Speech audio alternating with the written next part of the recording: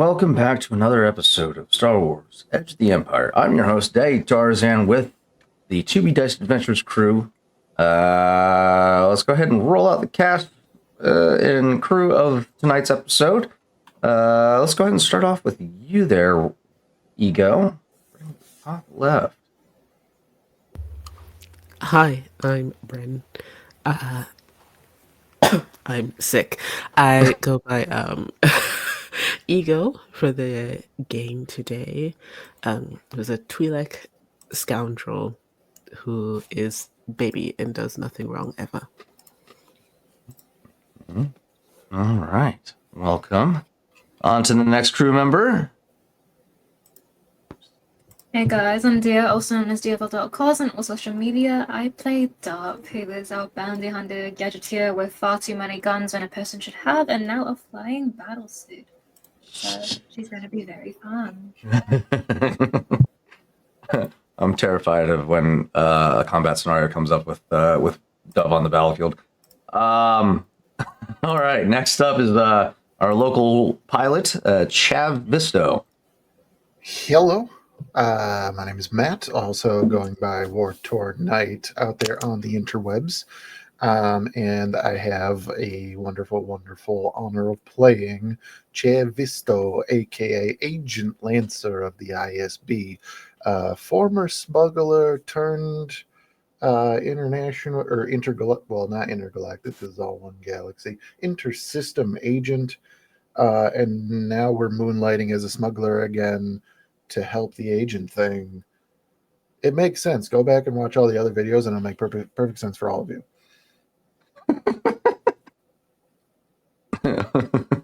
All right. Down at the bottom, we have Rawl taking up the rear. Oh, didn't mean to do that. There we go. Greetings and salutations. I am Oz, also known as Ral, on this fine establishment of what you call D&D in space.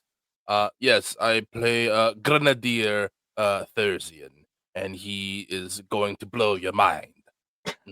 Yes. We may or may not be joined by our battlefield medic, Dr. Besrutam.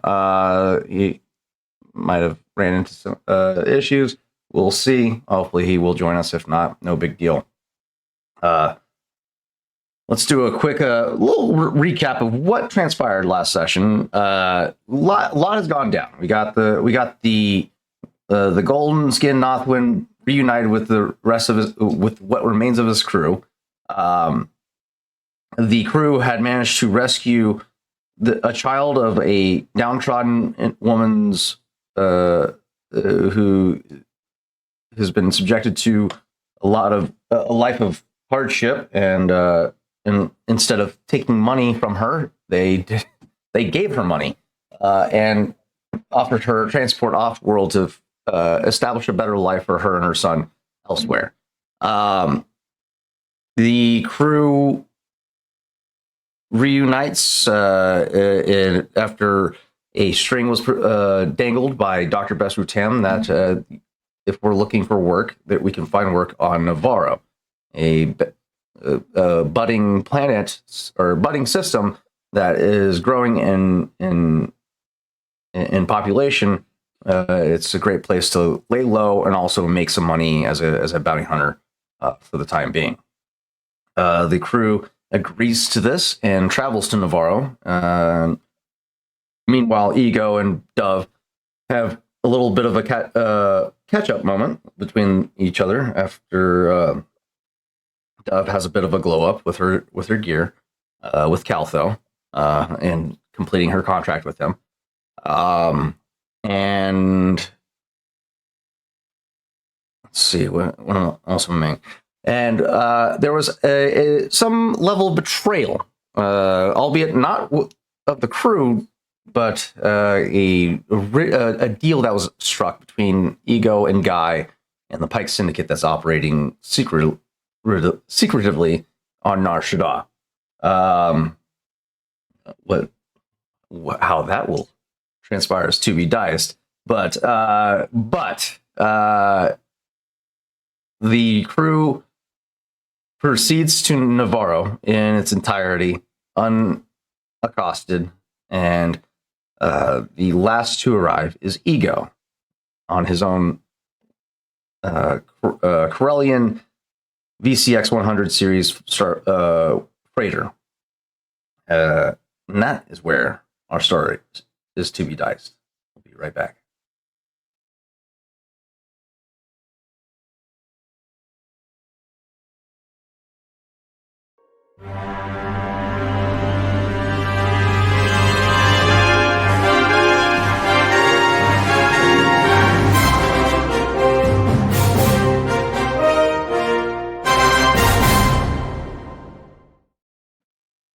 Right.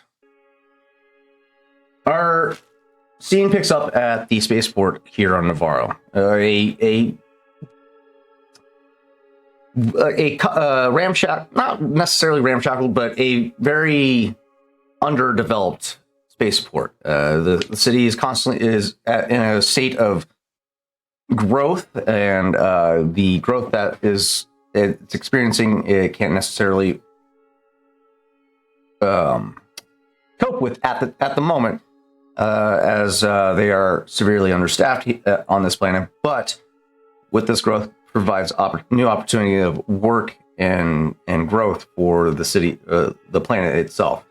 A VCX Series 100 Corellian freighter descends and lands in its respective landing bay, and down the gangplank walks Ego, after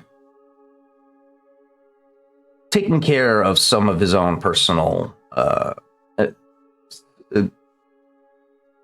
side works and making sure that his crew is properly taken care of before departing Nar Shaddaa. Mainly his street urchin network that he has at his disposal on Nar Shaddaa, making sure they're cared for and protected. Ego, you last were instructed that the crew were making their heading to Navarro, but you haven't received direction as to where specifically. There's actually, let's turn our attention to the game table real quick, because we do need to do that, because we are starting off with a roll for Ego. So let's go ahead, and if somebody would be so kind to present the table, and let's roll this bad boy out. Oh, I'm on the wrong table. Shit. Corellis, there we go. I don't think we cleared the tokens from last time. We did not, so I'll be getting rid of those. Not get too. No, just keep all the light side ones. Get rid of the dark side ones. Nah. Why not? Why? Why not? Yeah. What's we got? You We barely could be used- nice. Just let it happen, you know. We'll just go with it. All right. Holy cow. Oh shit. Okay. All right. Chav is turning over a new leaf. Why is it not letting me stream it? Okay, it's not letting me do it. That's weird. Interesting. Hey, Yeah. thank you, Dove. It wasn't me. That's all I care about. It wasn't me.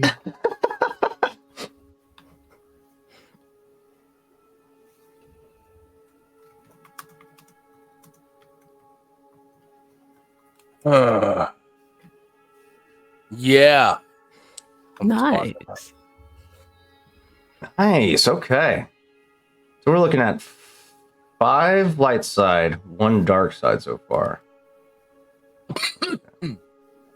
Let's I'm gonna give myself a fighting chance here, and I'm gonna roll for Dr. Bess here. No. Come on, night God side. damn it. Yeah. I take back my no. That's completely one-sided today. All right, I Thank you, like it. Starlight. All right, guys, all of the shenanigans right now. We're going to get everything that we want. By Okay. the way, And it's looking like it right now, at least. all right, Tarzan, here's Okay. the list of illegal things that I want to buy, and they're going to be here. Okay. So let me make sure. Oh, yep. Let's get all this straightened out. Okay. All right. So we don't have a table presented yet. That's okay. But Ego, let's go ahead and get a. Navarro's on the outer rim, I believe, if I'm correct.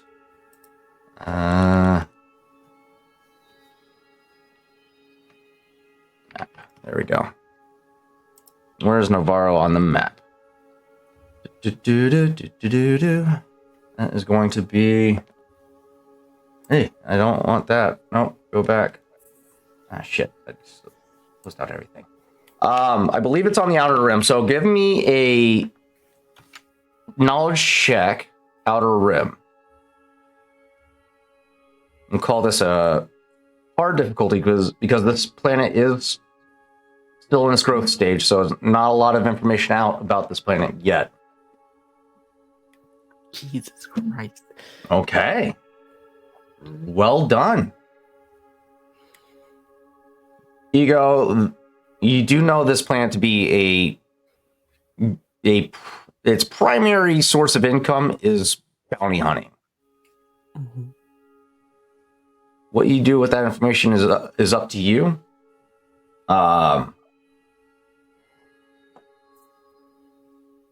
But that's the situation that you're faced with.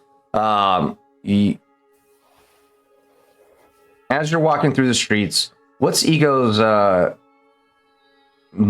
headspace at? Where's his headspace as you're making your way to the cantina to where you last were instructed the crew would meet you?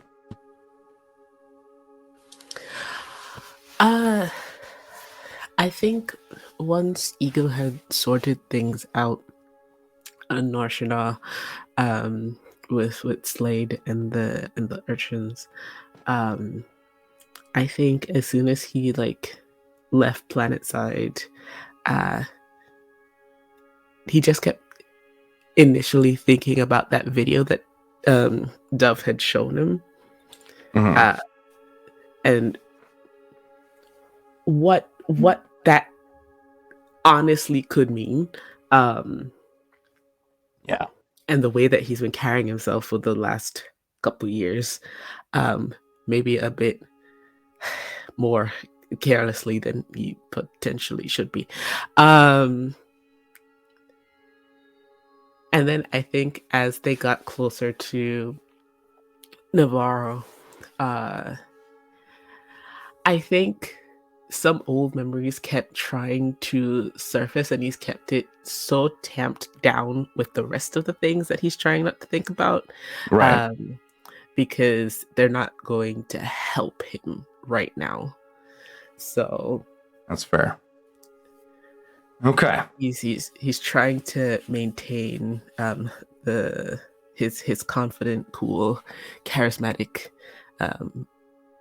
persona. Gotcha. Okay, let's get that set up. There we go. Okay. So at this time, would Ego be trying to blend in, or just course through the streets unimpeded as quickly as possible, just to get to where you need to go? How are you navigating the city right now? Ego's not one to blend in, even if he tried much. So I think he's just trying to move quick. Okay. Cantinas are crowded. They're busy. No one's looking at you that much. So Gotcha. But let's get him out to there. There we go. Rawl, I believe you should be fully recovered from strain by this point. Let's make sure, because yeah, you guys didn't encounter anything on Navarro. Okay. You make your way through the streets, minding your own business for the most part. Go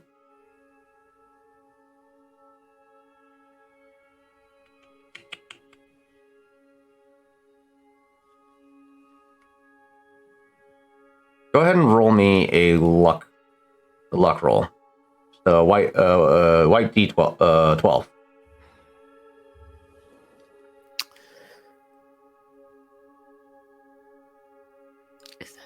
Is that you? Are you a D12?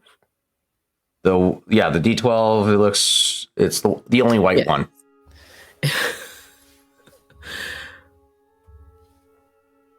The brain was a shape and dimension. What? There we go. All right.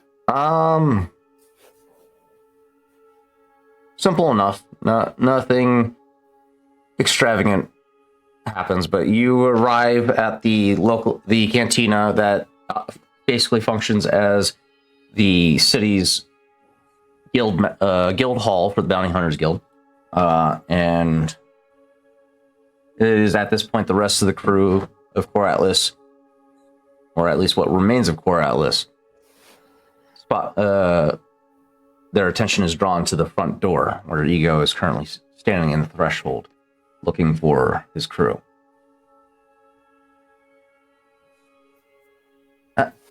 Over here. Good to see you, Ego. Dr. Bess. It's been quite an adventure. We learned quite a bit about what's been transpiring here on Navarro. The guild rate increased their percentage from 7 to 10%. Greedy fucking bastards. But I won't complain. Wow. What a jump. Oh, I guess everyone needs to make money somehow. That's what he said.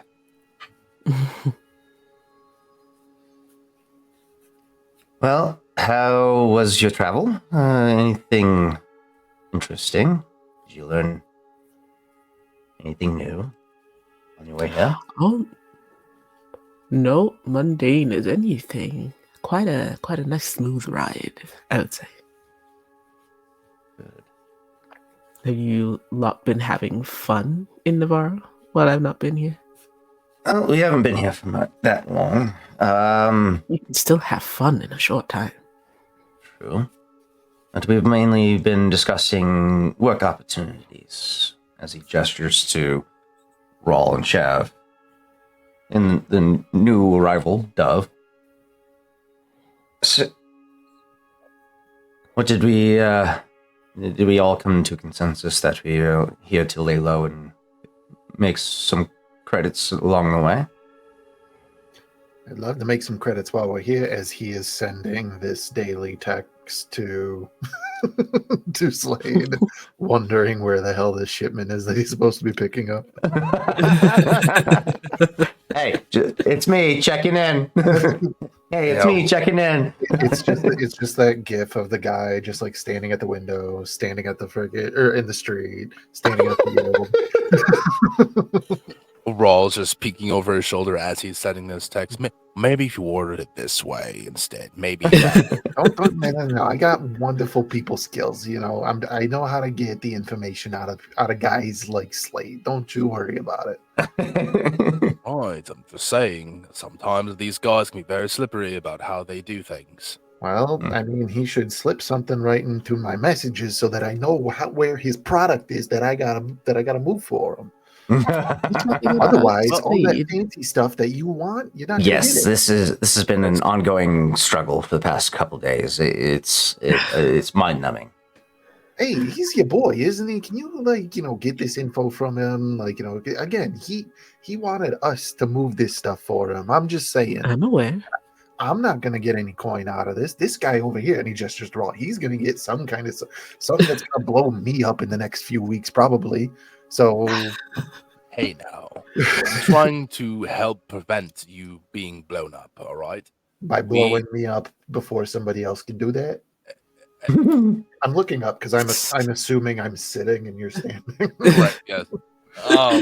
Yeah, he's just kind of towering over you with his short frame, but yeah. Looming. I think the Taller word than you're looking for is looming. Jeff taller than Rawl? Yes. Yeah. Oh yeah. Oh wow. I didn't picture that. Huh. The more you know. Yep. Yeah, he's like 5'5", I believe. I have him. Oh, shit. Dove is taller than Raoul. That's fantastic. Yes. That makes that dynamic even better. 5'6". He's 5'6". 5'6". I think that I put Chav at like 5'9" or something like that. Yeah, Dove like 5'8". And then the horn just add to it. Hell yeah. Exactly. But yeah, so Said Eagle was 6 foot or something. Yeah. that Ego tracks. is a beanpole. Well, here's the bright side. Rawl, you're finally taller than somebody else, as Barter Krell's only fucking 5'3". About it. Thank you for that. I'll take it to my grave. Yeah, he hunched over with a cane. Yeah. I think Good. Eagle says All the cripple. Awesome. Slade is currently not on world, or at least shouldn't be. Right away. A little busy. Guy sends I me might on have- an errand and he goes on vacation. We'll talk about it later. No. Yeah. We'll talk about it later. You know, Slade doesn't like to stay in one place for too long, and his shipments usually are last minute placements. He doesn't want too much information being out there prior to when the delivery needs to happen. So he's very much the type to inform you of the pickup and drop off at the very last second, usually. So yeah, with that information in We'll know when mind. it's ready. He Yeah. hasn't forgotten. Better not have forgotten. I've been texting him every single daily cycle. I'm sure he adores you for it. I don't care if he adores me. I don't care if we're going to end up getting paid for this. You will. Maybe. Take your word for it. Your word, I trust. All right. What are we Oh, doing thank you, while... Jeff. yeah. We're going to... So now that the gang's all here... Or wait, Dove is on her way, right? Dove is already here with you guys. Yeah. Okay. Never Here, arrived already. King's here. Gotcha. It's currently 12 p.m. Navarro time. Ooh, cocktail hour. Bantha Right. Colada. Colada, I like it. At this time that you do see Barter Krell shuffling in from deep from within the cantina, probably from his office. Drink in hand. Hi. Good to see you all here still. Good. Are you... I don't know you. New face. Blue boy, what's your name? Ego, pleasure. Good. Nice to meet you. I'm Barter Krell, headmaster of the guild here. Pleasure to have you. Dr. Vess. Now is not the hour for business, but I just wanted to say, come see me when you're ready, after I have my evening lunch, and we'll discuss work. Good? Evening lunch. What? Evening I think- lunch. I think No. both Raw and Ego just like clock that, look at each other like, as they both kind of silently mouth that, and they're like, We've had one, yes. Just What about say. second lunch? Not 20 on deception. You can't at me. We don't roll for the guy here.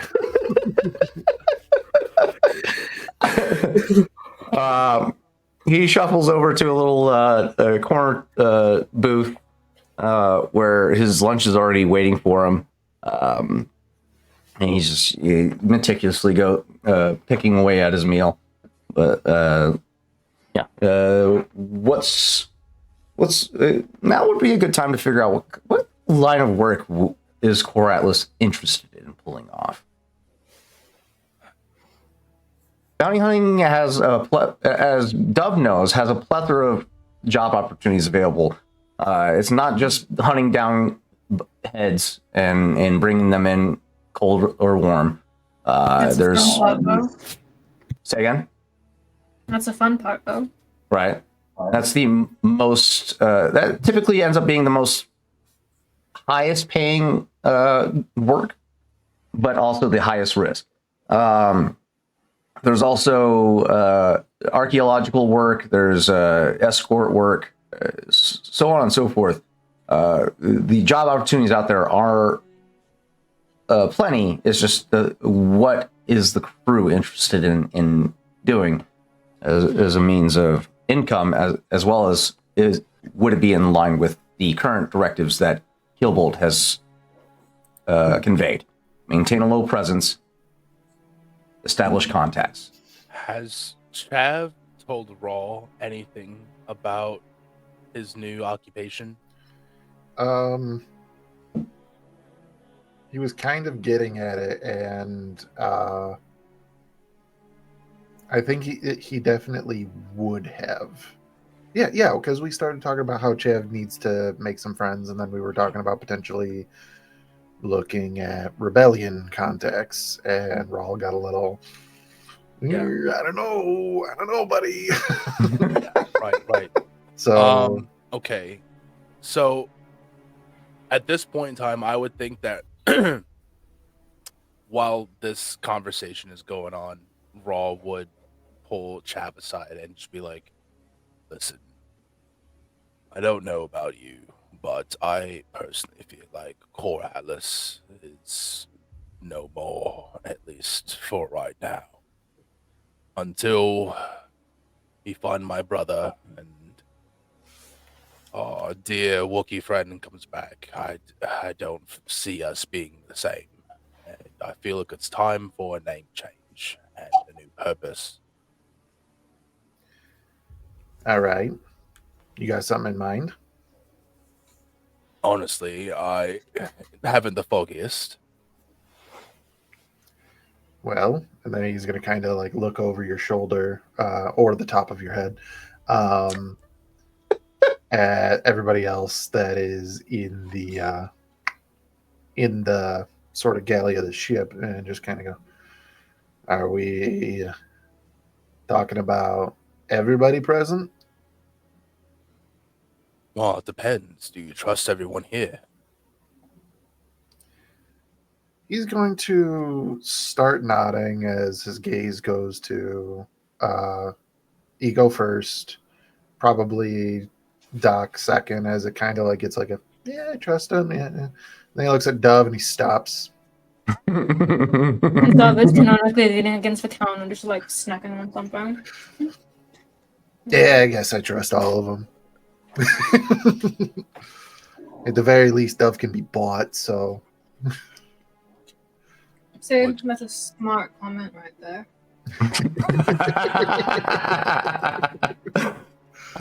Which, if we play our cards right, could be handled all on its own. Exactly.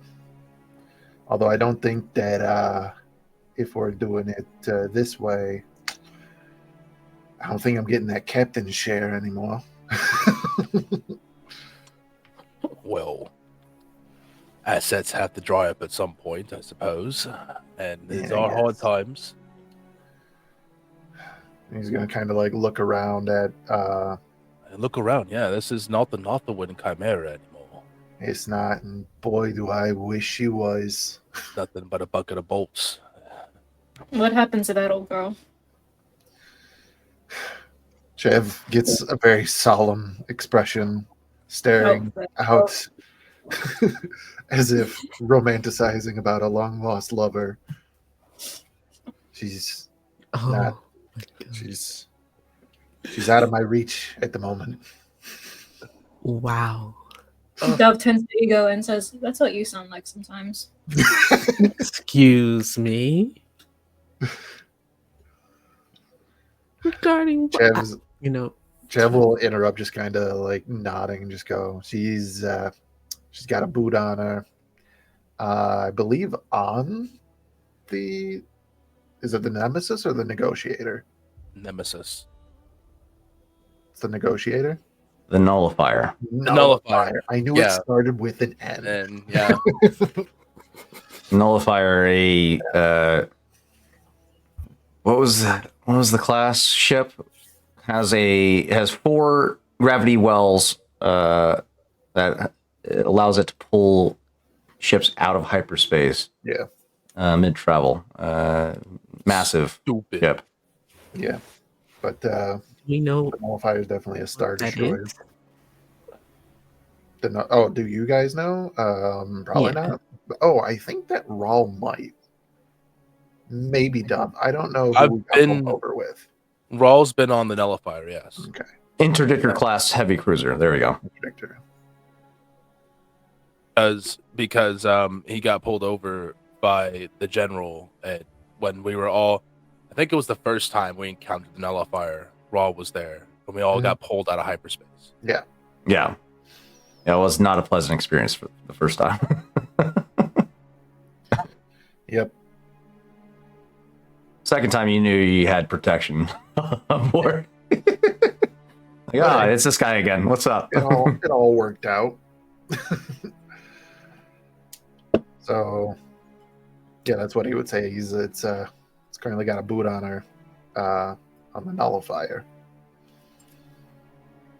So we don't even have our ship anymore. We don't really call Don't ourselves say Core it. Atlas. Don't you say it like she's gone. She's not gone, but Damn right she's not gone She's out of commission. for the time she's being. out of our reach. She so aptly put it. She's out of my life. Aw. Make a parody freaking song out of it. That'd be great.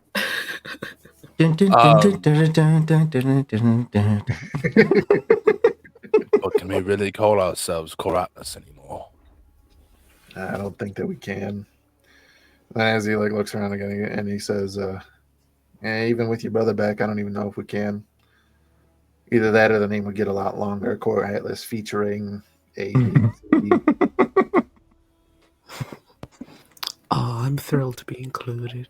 That's what we're talking about, actually. So, I mean, So what do I we feel go like sticking from here? around.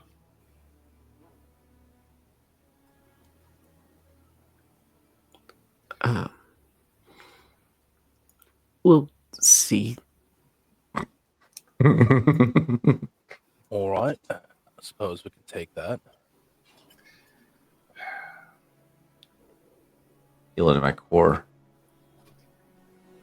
Chav's just gonna kind of look at everybody and then look back at Rawl in a look of if we're where he says with his eyes, and Rawl should understand, if we're doing this and we're doing it with these 3,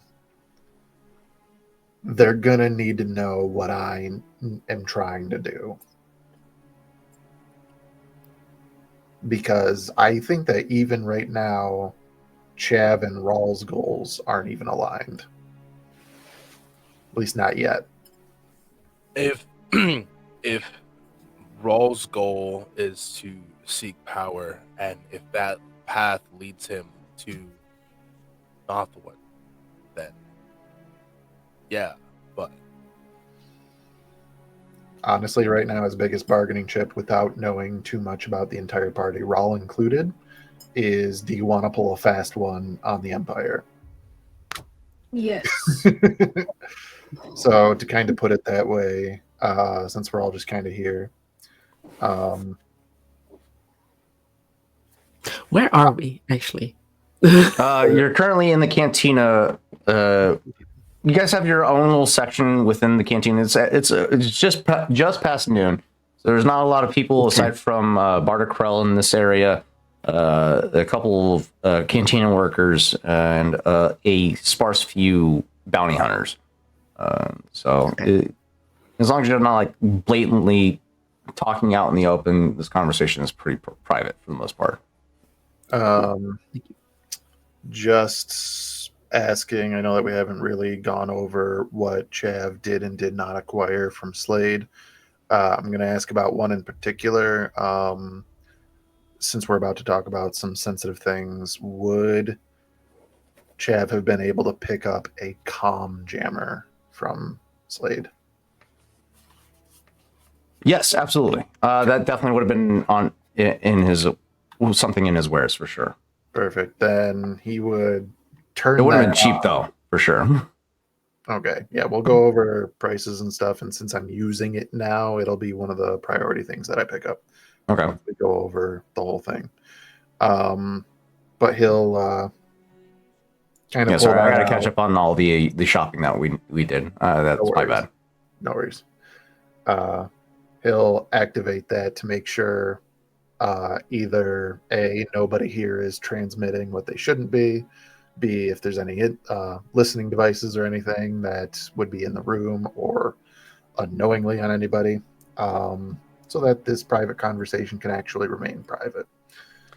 Okay. Are you keeping a lookout for anybody physically listening in, or?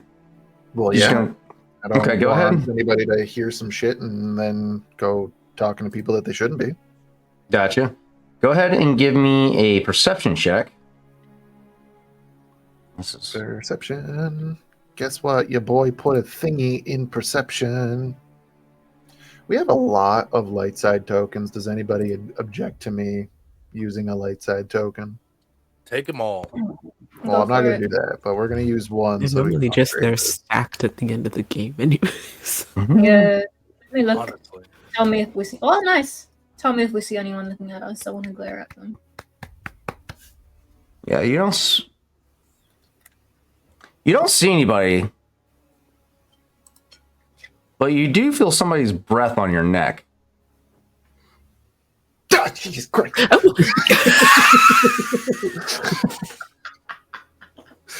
As he's looking at the device that you're working with.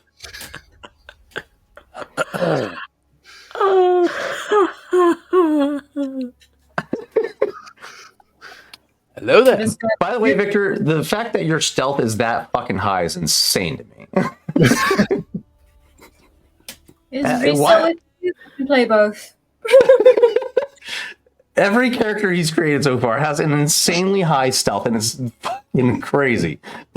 It's because pilots use the same stats for the stealth. Yeah, I know. That's the only reason why Chav has ever passed a stealth check is because his agility is high. But yeah.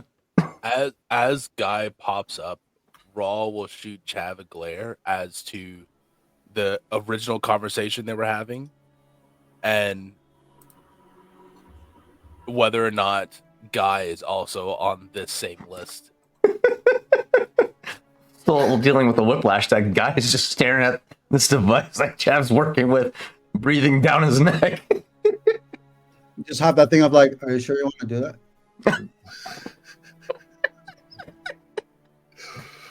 Just like reaching, get the fuck away! What the heck do you think you do? Who invited you? All right. Last I checked, you were on a completely different system. Yeah. So why aren't you still there? And why are you here bugging me? You just have a guy who puts a hand on Chav's shoulder and goes, because I'm fast. Fast don't always mean good. All right. Why don't you go count your bolts in the corner? Okay. Make sure you got it Uh, all. You got it, Racer. That's Space Ranger. Okay. I thought it was Power Ranger. I think the term you're looking for is Space Ranger. Was Dr. Bess aware that Guy and Ego arranged transport for the kid? Or was that okay? I'm pretty sure I think. he was there. I think. Yeah. I think that was not like a hidden knowledge. I thought, yeah, okay. I thought it was just between Ego and Guy that arranged it. No, I think the part that changed was that we were going to go to the the location that is owned by the Huts, and then Guy was like, I don't think I want to, with the whole heat and everything, I don't want to go there. I'd rather like take on the situation with the escort myself. Okay, so all right, yeah, that I remember now. It's at this point Dr. Best would speak up. I suppose the transportation of the family was successful. Good. It's always good to hear that we've had a positive effect on the galaxy. Wait, what family?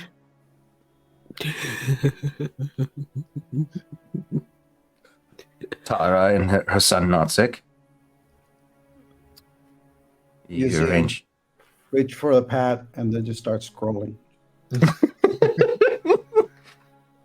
The most recent operation, Guy. Oh, no, that was 2 operations ago for me. Yeah, I remember. 2 operations ago. Yeah, he ran a couple of gigs in between disappearance. Chav starts like doing a little bit of math and just go fucking bus driver over here.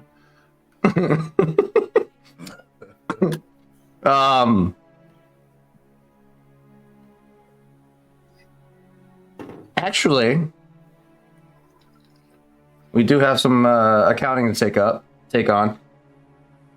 Guy, you do have a new prosthetic. However, Myself? as much as you like this new prosthetic, it doesn't.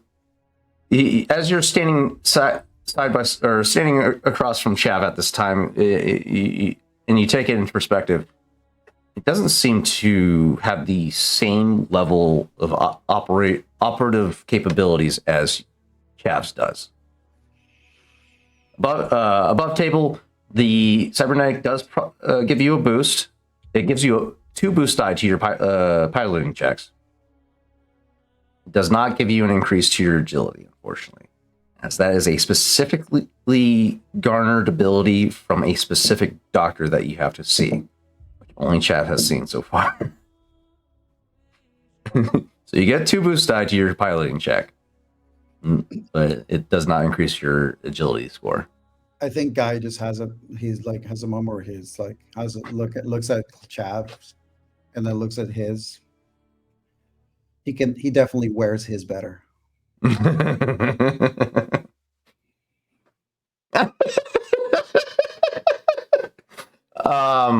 Touche.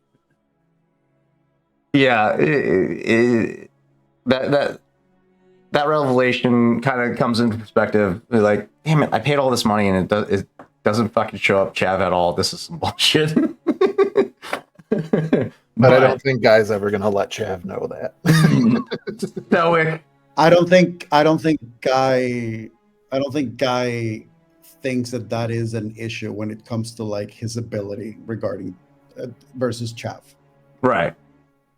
Honestly, I don't think that either of us would really know. Like, either Chav or Guy would really know unless, like, we were doing Alien's Knife Game to see whose agility was actually better. Because, Oh my God. functionally, he got a prosthetic that helps him be a pilot or helps him do piloting things. So did Chav. They just mechanically do different things. Yeah. So it's me getting to sit back and go, I got a better prosthetic than Victor. and it's me going, but Guy believes that he just looks more fashionable with his. That's fair. Is yours gold plated? Objectively, Dove looking at their prosthetics, which one of them looks more Advanced? Or advanced? Just objectively. Give me a perception check. This is going to be a hard difficulty. Oh, actually, no. You with your background, you understand technology, so I'll call this an average difficulty. It's just out. It's not inside your wheelhouse, but you do understand how this technology works. Could that be mechanics? Yes. I said perception. My bad. Mechanics. 1 success, 6 advantages. So it doesn't beat the difficulty, but you do have 5 advantages over it. You do pick up on Chav's servos almost reacting preemptively to him actually thinking it. The prosthetic that he has seems to anticipate his movements before he actually conceives or processes the motion that he wants to go through. So there's like subtle moments where he almost tips over a glass, but as he realizes that he's knocking over a glass, his prosthetic reacts with light breakneck speed and just catches the glass before it tips over and spills anything. It's very he's still in the process of adjusting to this prosthetic, but seems to have a pretty solid command over it. But overall, his prosthetic seems way more advanced than Guy's at the moment. Guy's is up there. It's just Chav has technology that's not readily available to the galaxy. Yes. You'll also notice that Gal has actually have been very, very deliberately and delicately been working on a design on the prosthetic. Ooh. He's getting a tattoo job. Dove is going to lean closer towards Guy and just go, does the same towards Chav and goes, nice. I know, thank you. Yeah, you can have your fancy design. Chav just gold paint on his so that it matches the rest of his skin. So gold plating with black trims, it kind of looks like veins going down the arm a little bit. It would, yeah. I wouldn't say gold plating because that I actually put money on the arm. No. He just painted it maybe like a metallic paint job, but Chromed up. hell Yeah. Spray Gold chrome. Gold chrome, baby. I like it. But yeah, with the black trim around the edges, it very much gives off a design of like black veins curling down the arm. And it very much so looks great when he's in his ISB uniform, which he took the arm off of the uniform so that you could see the entire arm. Yeah. His ISB uniform's on fleek. But yeah, no, you guys do some catching up. You have this deliberation of whether or not you can view each other all on the same page, or motivations to deal with Killbolt and the ISB, as well as the Empire in its entirety. It's about this time we hit probably 1:30ish, 2 p.m. Barda Krell finishes his lunch, begins moseying about the cantina, interacting with the various patrons at this point. You're starting to see a bit of an influx in activity at the cantina at this time, as bounty hunters are coming in to pick up work from Barda. So if you don't act fast, the pickings that he has to offer will become slimmer and slimmer as the day goes on. At least Dove would know, and Dr. Bess. So it's probably at this point in time where Bess and Dove kind of, or at least Bess would get a little antsy, like, all right, if we're going to pick up work today, now would be the time. Otherwise, we'll have to wait to see what tomorrow has to offer. Otherwise, you're going to get shit jobs done. So, I mean, honestly, Chav would defer to the rest of the crew. This is not his wheelhouse. If we were talking about moving some spice, he'd have some things to say. That's what he does. But bounty hunting, any sort of, escort thing like that, he's along for the ride, especially because he's driving said ride. So what's the deal here? Are you just looking for credits, or was there some bigger objective? Well, Because what is this group good at, really? Making sure things die and driving fast. We could probably find something that fits within that niche. it's a I'm very a multifaceted individual, as you do know.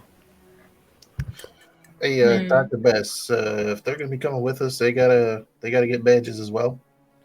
Oh, yes. So, well, I believe Dove is already a certified member of the guild, but Guy and Ego, do you I'm fine. curious? What about you, Guy? Do you have a certification for bounty hunting? Or do you require deputization? This bitch has a fucking certification of his own as well? I mean, Rawl doesn't. I like that you opened up the jacket pocket like you were a Pokemon trainer looking at you. Yeah, typical guys like you have a certificate, like you have a thing of credit, and it's just like which one are we going with? He's got six code cylinders of different certifications. Yeah, He's a cert chaser, not a skirt chaser. Yeah. Very well. So it seems the only people that do require deputization is the two of you, Chav and Roll. Well, thank God that was taken care of a few days ago. So, Good. alrighty. Well, if that's going to be the case, then, I mean, and he looks at Raw and the rest of the group credits, whatever makes sense. That's biggest bang for a buck. Does Dove get the impression that you guys legitimately don't know what you're doing, other than looking for a job to do? Okay. You know what? Green blood. I'm going to go see what Dove would consider like basic, foundational baby bounty hunter could do this. Mhm. And if you can't do this, well then she's judging you. You just have guy has a moment where he's just like all of a sudden he finds himself like leaning somewhere with like feet elevated and just goes, I mean, I could try to like put you guys to volunteer to do some of the work for for my company, but it requires good piloting. And a lot of paperwork. And a lot of paperwork. Wow. Too bad that I don't qualify because I got fucking perfect piloting. So I guess that I'm overqualified. Dove, stop listening and volunteer. So, Dove, I'm assuming it's at this point that you track down Barda on your own. Yes. Okay. Barda, what gear are you wearing? Are you wearing your drop suit or are you wearing your normal gear? I'm wearing the drop suit with the trench coat over it, but it's still like visible, if you know what I mean. Yeah, oh yeah. I mean, it's It's not buttoned up or anything. yeah, and it's also bulky. So yeah, with the cloak over top, you do impose a very imposing figure. The suit itself gives you a height increase of like 5 inches. So you're about 5 inches taller. She's 6'4", you guys. Yeah, So this is and legitimately power armor from Fallout. Like exactly, 100%. And it's got a jetpack on the back. So with this cloak over top, it looks like she has a hunchback. But you can hear the servos and the hydraulic systems working as she's gesturing. This is like The a lot coat of. is not how they bag. It's one of those ones that has like the hood and then like it drapes down. She intentionally. Oh, okay, yeah, So- okay. Otherwise, Okay. it's just stupid. It's very obvious if that's the case. She's not trying to hide anything. Very why cool. would you Okay. try to hide this? Fucking own that shit. Well, it is extremely controlled if in certain areas. If you go into the core worlds, she will be stopped every like 20 fucking feet by law enforcement to check her credentials to make sure that she's allowed to have that type of gear. I got those credentials. Yeah, but yeah. it's definitely a hassle for sure, though. But on planets like Navarro, where it's a bounty hunter's controlled space, it's expected, so there's less enforcement of it. Barda he's currently talking to what appears to be a Mandalorian of sorts, very haphazard, put together Mandalorian armor, patchwork kind of situation. As he finishes up his conversation with him, he turns and begins to mosey about, but is immediately drawn to you as you approach, as your hydraulic systems kind of catches his hearing. It's fucking. You generate a lot of noise with this suit. So he turns to you like, hello, madam. Impressive suit you have there. What can I do for you? Are you a guild member? She will show her. Honestly, it's a little bit dusty because she doesn't usually take guild jobs of her own volition. Just acting on behalf of that table over there. We're looking more so at baby bounties, I guess. Something simple. You're friends with Dr. Bessertem. Very good. I have a couple contracts on hand for set aside for him. It's been some time since he's done bounty hunting work, at least through me. So I didn't want to set him up with anything too drastic, but I do. And he sets a couple pucks on the table, one of which activates and presents a Ugnaughts face. This individual is being requested to be brought in dead or alive. The contract will pay you 250,000 credits if he's brought in alive, 100,000 credits if he's brought in dead. He apparently is responsible for a heist that was conducted several months back on Bespin. His name is Naboka. Really? Yes. The Empire. This is an Imperial contract, and he is apparently responsible for the absconding of a certain rare gem, a gem that is also considered illegal in Imperial controlled space. If you take this job, it is recommended that you take him alive, as it does pay out the most. I don't know if Dr. Bess has informed you, but the guild hall rate here is 10% of the contract. And we here would prefer that you brought the contract in alive. If that doesn't suit your current situation, I do have a archaeologic expedition that is requiring escort to the planet of Korriban and protection upon the surface of Korriban. They have interest in recovering some ancient religious artifacts from years beyond. The contract will pay 175,000 credits for the protection and escort of these individuals. Is Raw an earshot of this? Give me a hard perception check. Yes, I will. 175k escort to Korriban. Escort or loose end? Escort and protection. So you have to remain with this archaeological team throughout the entirety of its dig. Naboka is the loose end. Yeah, if you that's the kicker. He's not coming in and doing jobs on the job. That's two separate jobs. Naboka is an Imperial one, bring him in dead or alive. Then there's escorting this archaeological dig for 175k. Yes. But that's gonna possibly be time consuming. Alrighty. Yeah, so Rawl, you are hearing this. With the mentioning of Korriban, give me a daunting. Ooh. No, this is a formidable check. Formidable. Is this lore? What sector of the galaxy is Korriban? Where's my galaxy map here? The galaxy. Here we are. We need the Korriban. I know you're somewhere right here.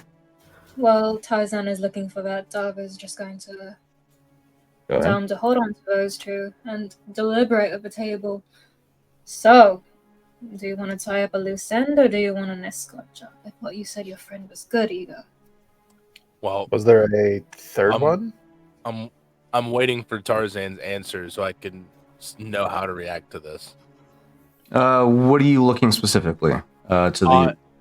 I just want to know what kind of religion. Well, I want to know if I'm hearing this, and if so, Raw would have walked up behind Dove and said, "Do we know what kind of religion these people are trying to?" So that will be revealed once I figure out what this role is going to be. Right. Exactly. So I'm waiting. So let's give me 1 second. Let me make sure that I believe it's Outer Rim, or if not Wild Space.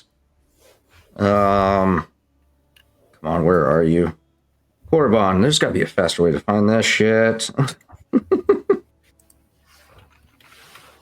I know you're right here. You're somewhere right here. That's what needs to be done. We just need to make Korriban is in the Outer Rim. Fucking thank you. All right, Outer Rim check. This is a formidable Outer Rim check. I don't know why it's so hard to find it on the map. And then there may be a third job for you guys. Ooh, fuck. Well, that's being resolved. Take a coin. taking. There you Yep, go. I sure am. Suck 'em up. Oh, boo. That's terrible. Okay. Well, Unfortunately, with the mentioning of Korriban, you have 6 advantages. I'll say there's a level of familiarity. do I know if they're force oriented? That's all I need to know. Yes, I'll give you that. There's a level of familiarity because there's been mentionings of Korriban in some of the teachings that was provided to you by the Night Sisters. So do I know if it's Oh, force or force magic? It's force aligned. You know it's force aligned. could I try roll for that then? If it's something that the Night Sisters would have mentioned. Yes, go ahead and perform an Outer Rim check if you would like. Low chance, but I can try. Oh Three shit! successes, one advantage? You would know that they're chasing Sith teachings. If they're doing an excavation on Korriban, they're chasing Sith teachings. One mainly due to the fact that they have the potential to pay out a fuck ton of money if they discover anything that's been undiscovered. So Would there's a you potential tell all this.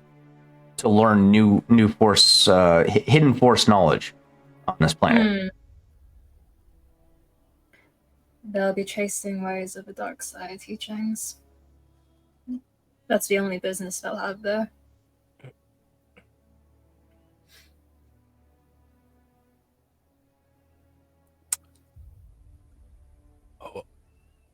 Oh ho.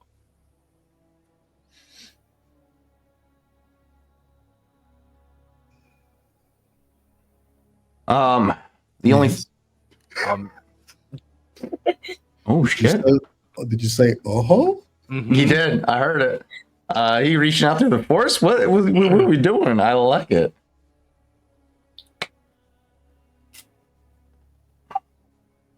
I mean, he's gonna. At the mention of Sith teachings, he would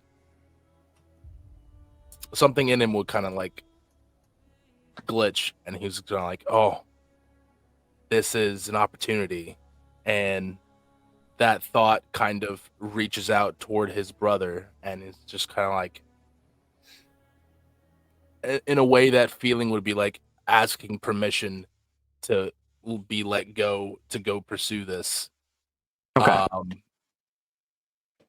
Give me a force check.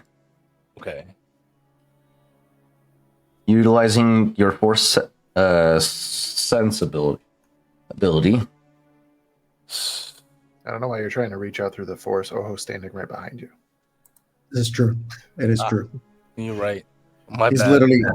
literally hearing you right now. It's right there. The two This is dog a- was talking to you. What do you mean? Like Guy showed up, and right behind Guy, Oho is. Yeah, we know that he's there, but This is formidable difficulty, and with the level of corruption that you've gone through so far, challenge of 2. If I may present a potential argument to make it slightly easier for Rawl, considering the fact that he is thinking about Oho, and considering that Oho is constantly thinking about Rawl. I know that technically Oho doesn't have the same abilities that Rawl has, but whenever Oho would find himself meditating, and even if he's not, his entire mindset is revolving around getting back to Rawl. Okay. But has he felt that? The thing is, has Rawl? It's not as has Rawl felt that. It is, has Rawl taken the time to try and reach out since the last time? which he hasn't. yeah, buddy, you're turning your phone on for the first time, and you got a lot of missed calls. So Okay. I'll give you a boost die because of the previous connection. But this is still going to be a formidable difficulty with a challenge of 2 because of your corruption. I'm also going to suffer 2 strain to increase my force rating by 1. So they'll give you 3 force die. Yes, Do so. and a boost die. Okay, here we go. Oh my god. Really? Sorry, Oh my bud. god. What? Hey, the immediate area around you grows dark for a moment as you try to center yourself. The mentionings of Korriban and trying to reflect on the teachings that the Night Sisters have brought you, given you. Your immediate first thought is, what does Oho know about Korriban? What can he teach? What can he share with me? And then your thought process it tries to extend further. Brother, can you share anything with me here now? And then you try to push even further. And you are just met with cold, dark silence.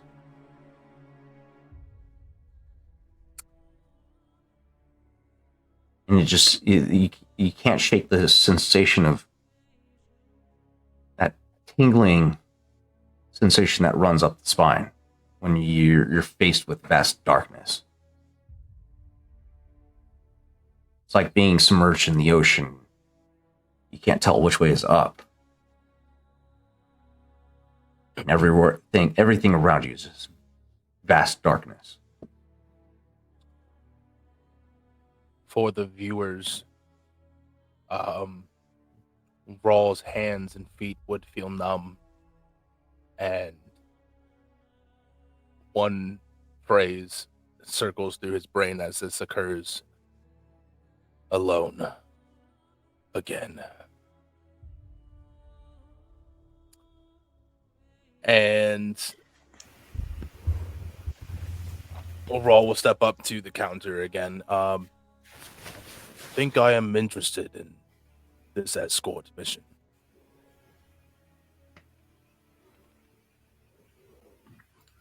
Did Ego sense anything happen when Raul reached out? Not to know what he was trying to do, but like, did the force shift at all?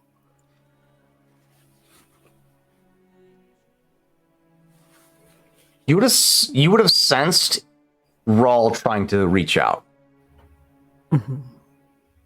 That's it's about the, if you're only trying to glean from surface level, that's all you're getting, is that Raul tried to reach out to something or someone, if only momentarily. You could potentially glean further if you choose to utilize your abilities, but with the information you know, is it something you're willing to risk?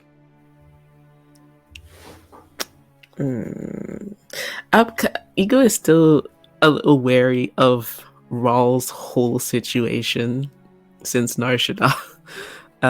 So I think he's just gonna leave it for a bit. I like it.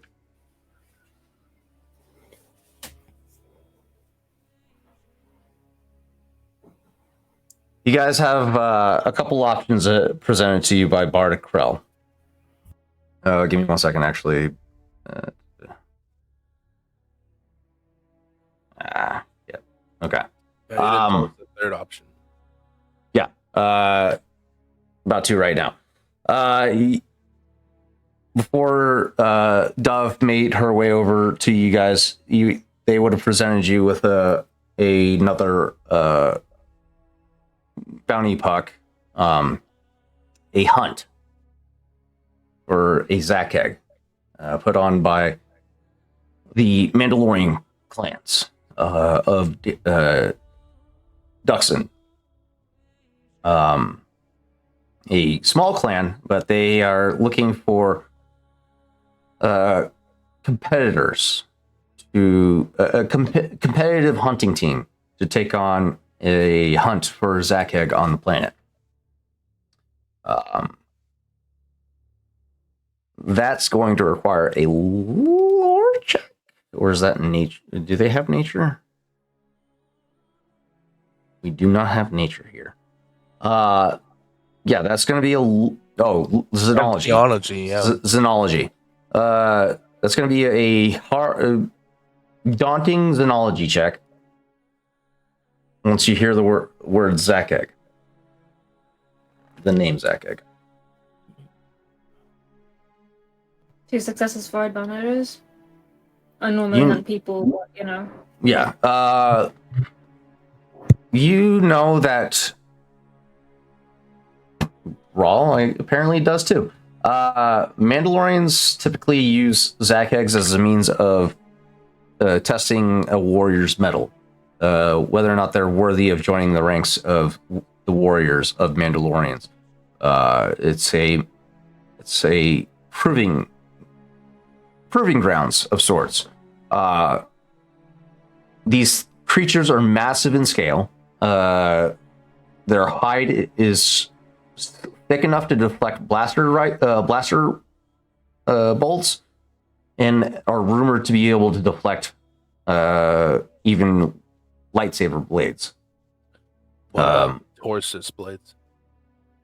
Cortosis also functions in the same capacity almost as lightsabers, so it would be reasonable to believe that they're capable of deflecting that as well. Okay. But it's with that in mind, you get with this bounty puck, you get a sense that they're trying to draw more activity to Duxon as a means to generate. It seems odd, but it seems, but you also get a sense that they're trying to draw more activity to Duxon at this point. It's a forest planet. rich in wildlife, and the wildlife there is constantly threatening any life that resides on the planet. So it's a perfect testing ground for warriors of all metal. So you get a sense that if they're calling for bounty hunters to come to the planet, they're trying to test their metal either against you or drawing more activity to the planet to try and generate wealth. So, Do I know if this small clan is connected to the legend of the Helm of Mandalore? all Mandalorians are connected to the Helm of Mandalore. That's Like, is this an origin clan kind of thing, or is this a brand new one? You haven't been given any information as to what the clan that is calling for this bounty puck is. Is you were just given a name. The name is 1 second. Where is it? Where did I put it?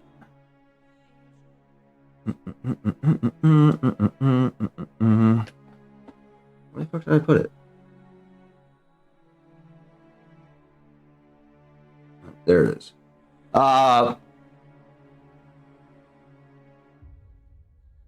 Karen Fett. The name is Karen Fett. CARENFETT.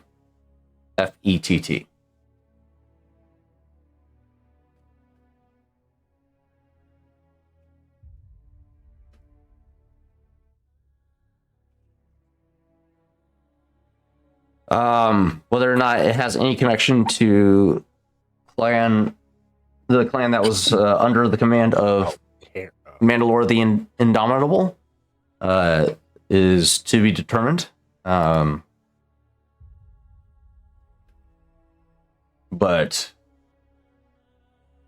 that's the person that you need to get into contact with if you choose this mission.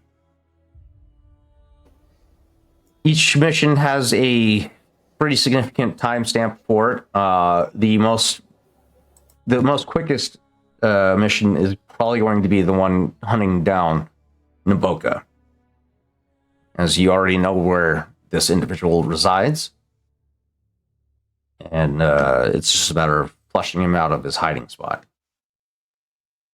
Otherwise, the archaeological dig is going to take up probably weeks of your time.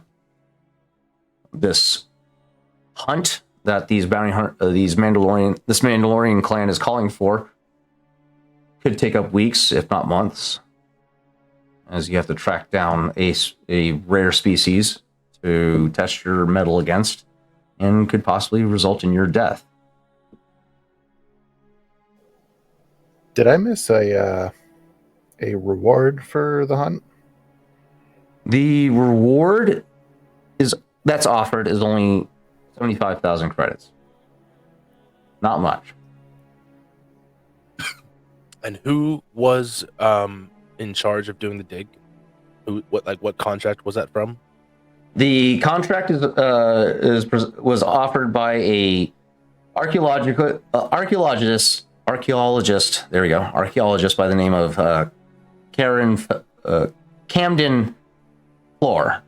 Camden Floor. CAM or KAMDEN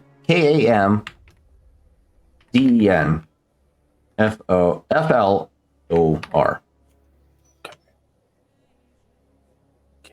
Camden Floor. And it doesn't say whether or not he is Imperial affiliated or not. He comes from he originates from Coruscant. He's got an extensive history of archaeological, or forget the name of school for archaeologists, but he comes from a long line of archaeologists. He does have imperial ties, yes, but that's because the Empire controls Coruscant. Yeah. Okay. Okay. Is Still there wants to go for the dig. Is there a due date on the gig? For the dig site, the Yeah, like 170 if we're going at this time. that they want to start the dig as soon as possible. They're willing to pay 175,000 for 30 days of protection. They're willing to negotiate more for an extension, but they are hoping to be able to pull this dig off in 30 days. And they're paying them up front. You get a 10%. No, you get a 20% upfront to cover cost of gear and supplies, and upon completion, you will receive the full payment once the dig is complete. Any additional accrual of debts or supplies will be calculated in the final total, but the base, at least the base pay, is 175,000.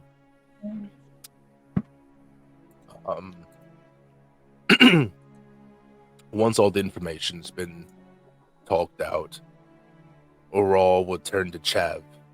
Go, well, we can't go after Naboka because that'd be putting a target on our backs once again, potentially. And things could come out that we don't want coming out about our previous endeavors. This is why you bring him in cold, but that's none of my business. That was so fucking nonchalant about it. I love it. I have no problem killing a man, but I want to make sure he deserves it.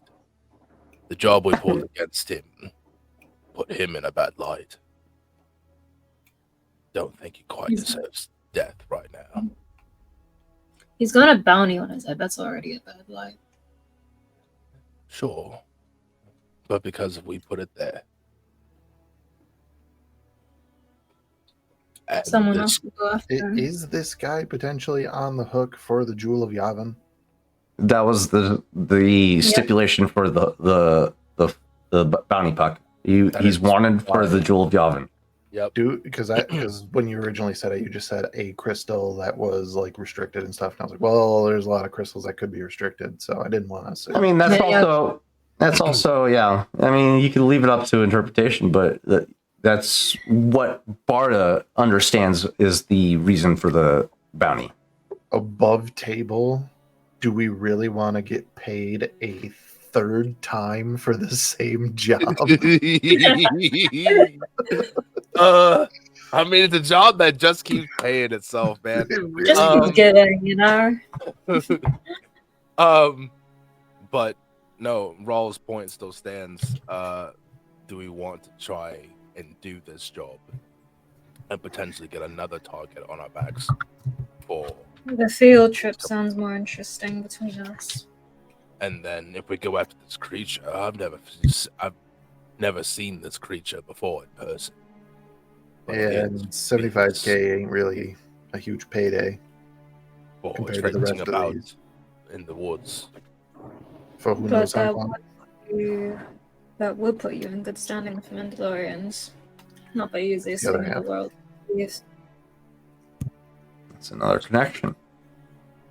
But we already have something in our possession that Dub doesn't know about above the table. No, About that. incorrect. That's already been handed off. To What? Odell. You've been gone for like 2 sessions. We The helm, yes, but We didn't gave say it- the Beskar. about that. Yeah, Don't about that. mention that. About that. Dar Kellen's also missing. Well, yeah, that's why I made the roll to see if I knew the Beskar was still there, if he left the Beskar behind. I believe I made Yeah, it his successful. stealth beat your perception. Mm. He took off with the Beskar. He was the one in possession of the Beskar the whole time. No, he put it in the compartment in the ship. He told me he had the Beskar on him. Oh. Treachery. We'll have to scrub the files. Yeah, he either told way. he messaged me saying that he had the best car, so I went with that, and his stealth check was higher than all of you, at least the crew of the VCX 100. If his point was to make off with the best car and we failed the stealth check, then he has the best car. Yeah, that shit's gone. Yeah. Very well. But yeah, to Rawls' perspective, the most logical choice and one that gives the most payout immediately is the dig. Well, that's why I was asking, like, when the dig was trying to go, because I wasn't sure if maybe we wanted to do quick bounty for the Imperials and get 100 to 250k, and then potentially do the archaeological dig after. But if we're potentially going to miss out on that, not to mention above table, some members of the party will have a vested interest in this dig. So honest, like as a player, that's probably going to be our choice. As much as I would love some Mandalorian context as well. That's pretty sick. Yeah. I mean, we can go to that if they haven't found the creature in a month.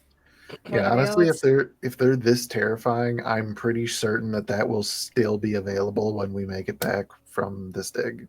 That's a reasonable assumption. Yeah. Because I feel like that's the thing where they were just like, we want the best people to hunt these things, and people are just like, no. Above the table question. The thing is, if we don't accept the quest now for the Mandalorian thing, does the window for accepting the quest close? It might.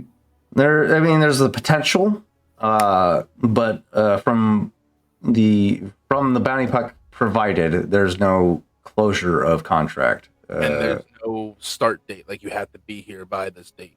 Correct. Right.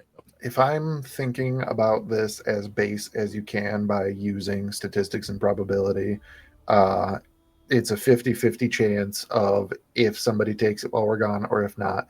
And if they do take it while we're gone, there's a 50-50 chance that they die. They all die. Yeah.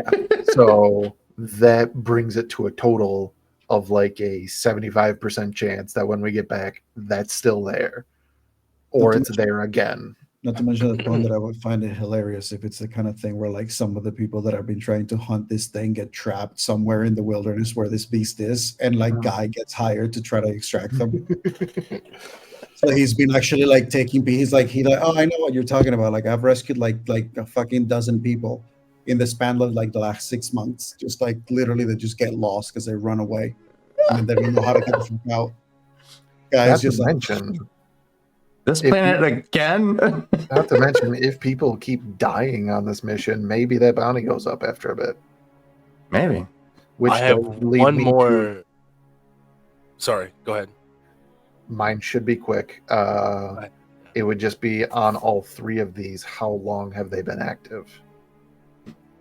That's a good question. The archaeological dig has been active for about 3 weeks. No one has been interested in taking this project on because it's not exciting. It's a protection job. Bounty hunters want more of a cat and mouse kind of game. So that being the case, Naboka's gig has only been on the job as of today. This was a fresh posting. Yeah. And then the Zakheg hunt has been going on. Let me roll polyhedral here. Let's see how long that gig's been going.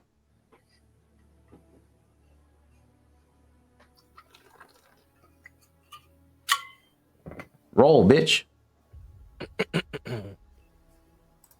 There we go. It's been on the board for 5 months. Ooh. It's only up to 75. You get a sense that they're not willing to pay you a lot of money just to fucking come hunt a creature that's worth a lot of money to begin with.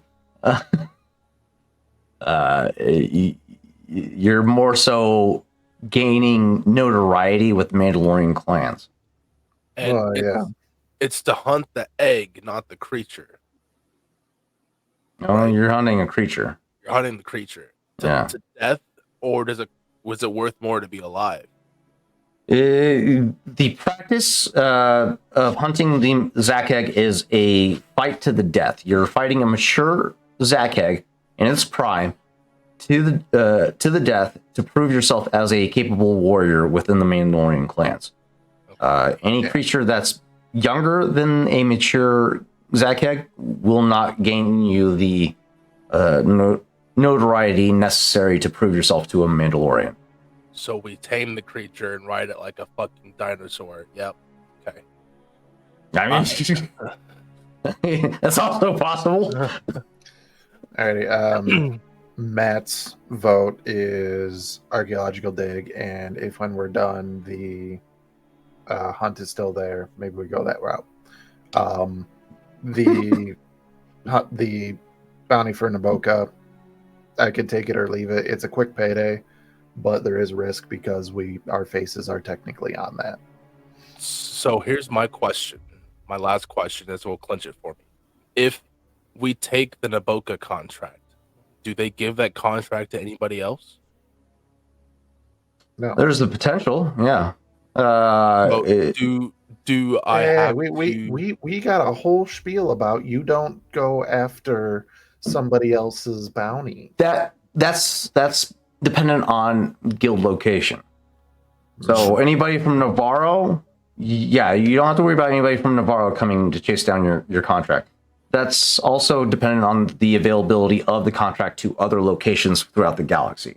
So if we go around collecting all the contracts to hunt down Naboka, he is potentially safe. Yeah, you gotta spend time traveling to all the sectors of the galaxy. I'm not saying we're gonna spend time, but if we happen to be in the area and the contract is still there, might be able to snag that. Yeah, but that risks the fact that if you actually wanted to execute that, then you would need to find people who may have already claimed the bounty to basically convince them to give it to you. Yeah.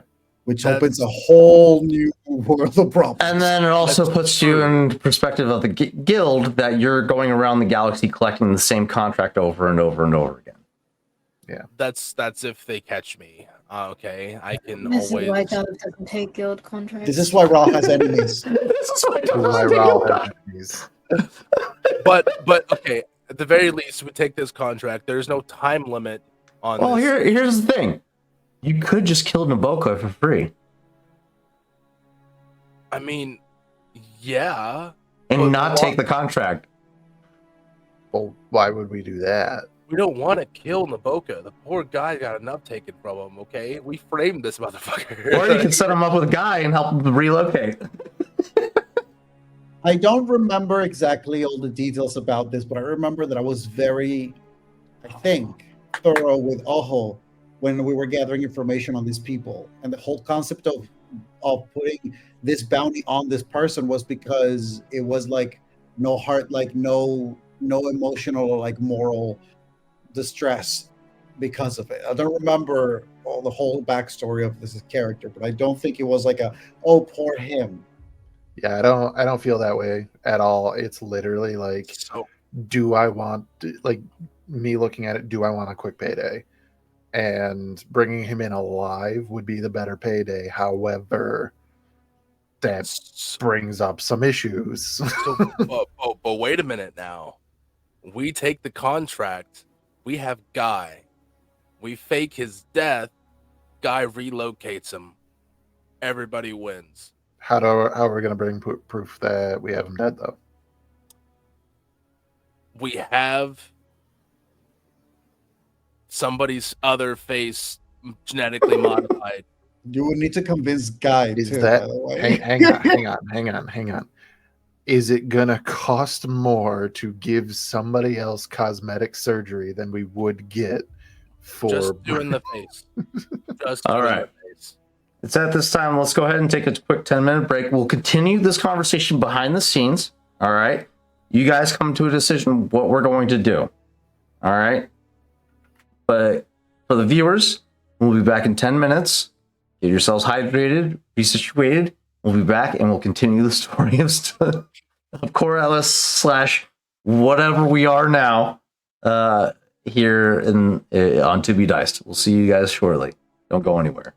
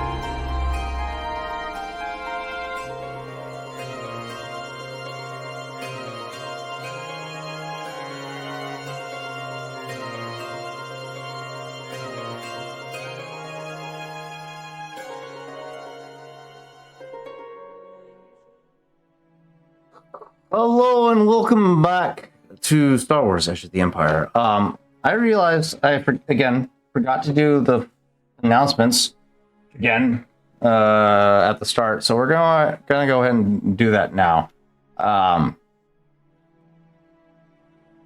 We have temporarily lost Tales of Varden for Thursday, so we no longer have a Thursday show for 2B Dice for the time being. That being said, we still have Edge of the Empire as well as Valley of Endless War, which takes place tomorrow, headlined by our resident Dr. Bess Rutam, aka Stymite, at 8 p.m. Eastern, I believe.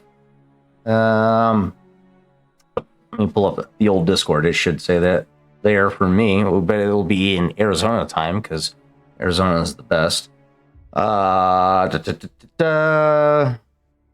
Endless War. Arizona, it'll be 6 p.m. Arizona Standard Time. So I'm assuming that would be 8 p.m. For the East. That being said, 9 p.m. Eastern Standard Time. That being said, that will be it for the week. We will return with Star Wars: Edge of the Empire before we return to Dimensional Dial at the end of the month. What was the time again there, Chav? That would be 10 p.m. Eastern Standard Time, or sorry, Eastern Daylight Time. I have to specify now because some places, like Arizona, don't do daylight savings time. Let's fuck that shit. But yeah, good times, great oldies, party, making their way. Actually, Downtown. They have a intense conversation to finish. Right, Victor? Yeah. Oh, yeah. Right, And- Dia? All right. And I then have no idea what you're talking about. Clucky over here was told to mind his own business, and his business is now focused on the fucking bag of tricks that he has at his disposal. That's going to be great. Well, I can't wait to... If anyone's free on Saturday, 4 p.m. Central Standard Time, come join me over at the Tipsy Tiger as I play Vengeance in our Oh, yes. also in Love and War campaign. I believe we're gonna be throwing down with the Infernals in the Hells next session. So Yes. let's fucking... Yes, this is a perfect time to announce any partnerships that we have. I mean, unofficial partnerships that we have going on. Any other campaigns that the rest of us are a part of that we would like to promote coming up? I mean, just last night I had the episode 1 of my campaign, Paradisio of the Mad King, with a whole different cast and crew. Ooh. We're gonna aim to shoot for Mondays, and I believe the time we have set for is 8:30 p.m. Eastern Standard Time. You can find that on Son of a Ghost on Twitch channel right now. That might be changing soon, but yes. Very cool. Anything else? I mean, I'm not doing any other streams at this time, other than on 2B Dice, but a lot of stuff that I'm doing is pre-recorded. I am working with people who just rated, actually, Somebody's Heroes, on their podcast for the Fall of Taliba. Thank you, guys. I was just over there streaming with Victor and also Taylor for a Battle of the Bards one shot, which was all kinds of shenanigans and good times. 10 out of 10 would do again. But you can find me on their regular show, The Fall of Taliba, which is available on Spotify as a podcast. It's available on YouTube. It's available in all the different places. New episodes drop every Tuesday. So be on the lookout for that. It's a hell of a good ride. Very good. Pun, and you're going to have to listen to the whole thing to figure out why I'm saying it's a pun. Anybody else? All right. I have one last announcement. I do have in the works currently what is projected to start out at least as a one-shot A Curious Life of a Household Cat. It has the potential for becoming a full-blown campaign, but that is currently in the works. Be on the lookout for that. I don't know when I'm going to put it on or when time or day. But be on the lookout for that. I'm excited about it because this cast has been excellent about feeding my fucking cat feed on Instagram, TikTok, and all the other social medias, especially Taylor. He's been sending me nothing but cat memes this whole fucking time. I'm excited, but be on the lookout for that. I will say there's going to be influences from Asgardian culture. Little teaser. The gods will be known as Leoki, Mjolnir, Mjor. I'm still building the deity structure, but you have Mjolnir, Mjor, Leoki, and I got to build the rest of the deity structure, but it's coming together. I'm excited. I haven't been this excited since I first started planning out Star Wars. So be on the lookout for that. It's going to be another passion project of mine. Other than that, let's get back into this fucking story because this story is just as fucking fun as it is. To refocalize ourselves back into the scene, we started out in the cantina on Navarro. Let me pull up the name of the cantina. A point of interest. They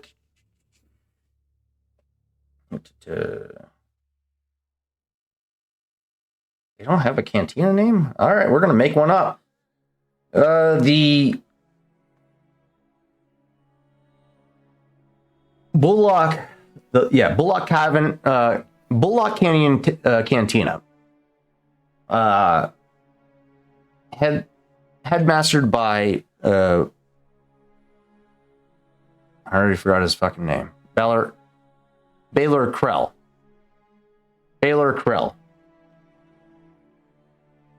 The crew is currently in deliberation between of what they plan on taking on as their job for the next coming weeks.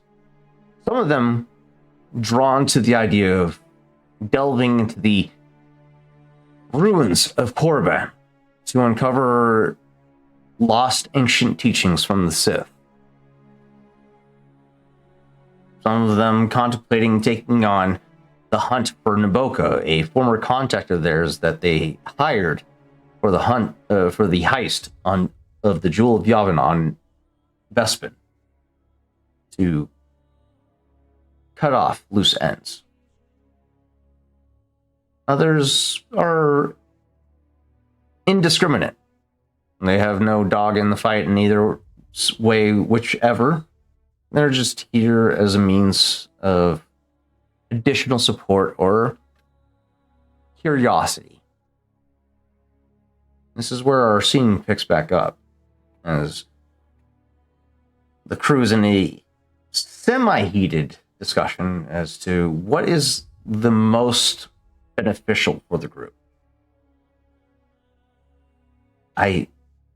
I'm inclined to believe that our best interest aligns with the archaeological dig of Korriban. As far as I am understanding, we were instructed to remain under the radar by your contacts within the ISB. Yeah, that'd be correct. Even though I agree that Naboka would be quick payday of one way or another, it's definitely pretty risky, and I kind of can't afford to do that anymore. So, I motion a second for the archaeological dig. Okay. Anybody else have any oppositions or presentations to present? You guy has just been sitting there, like next to Gal, just chewing. Guy, can you chew with your mouth closed, please? It's quite aggravating. I was just going to say, an excavation sounds like a great immersive experience for a vacation.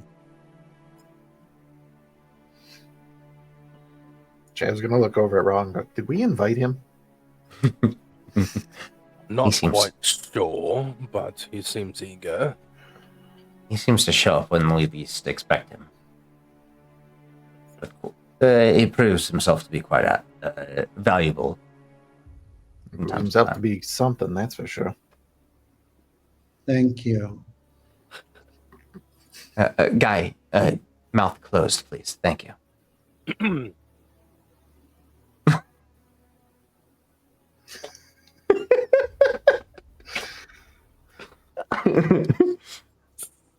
Giving Gal Uh, shake the head, guy. Jav will look over to Ego and just kind of say, well, you gonna be coming along for the ride? I'm sure if anybody's gonna negotiate a better price out of these science guys, it's gonna be you.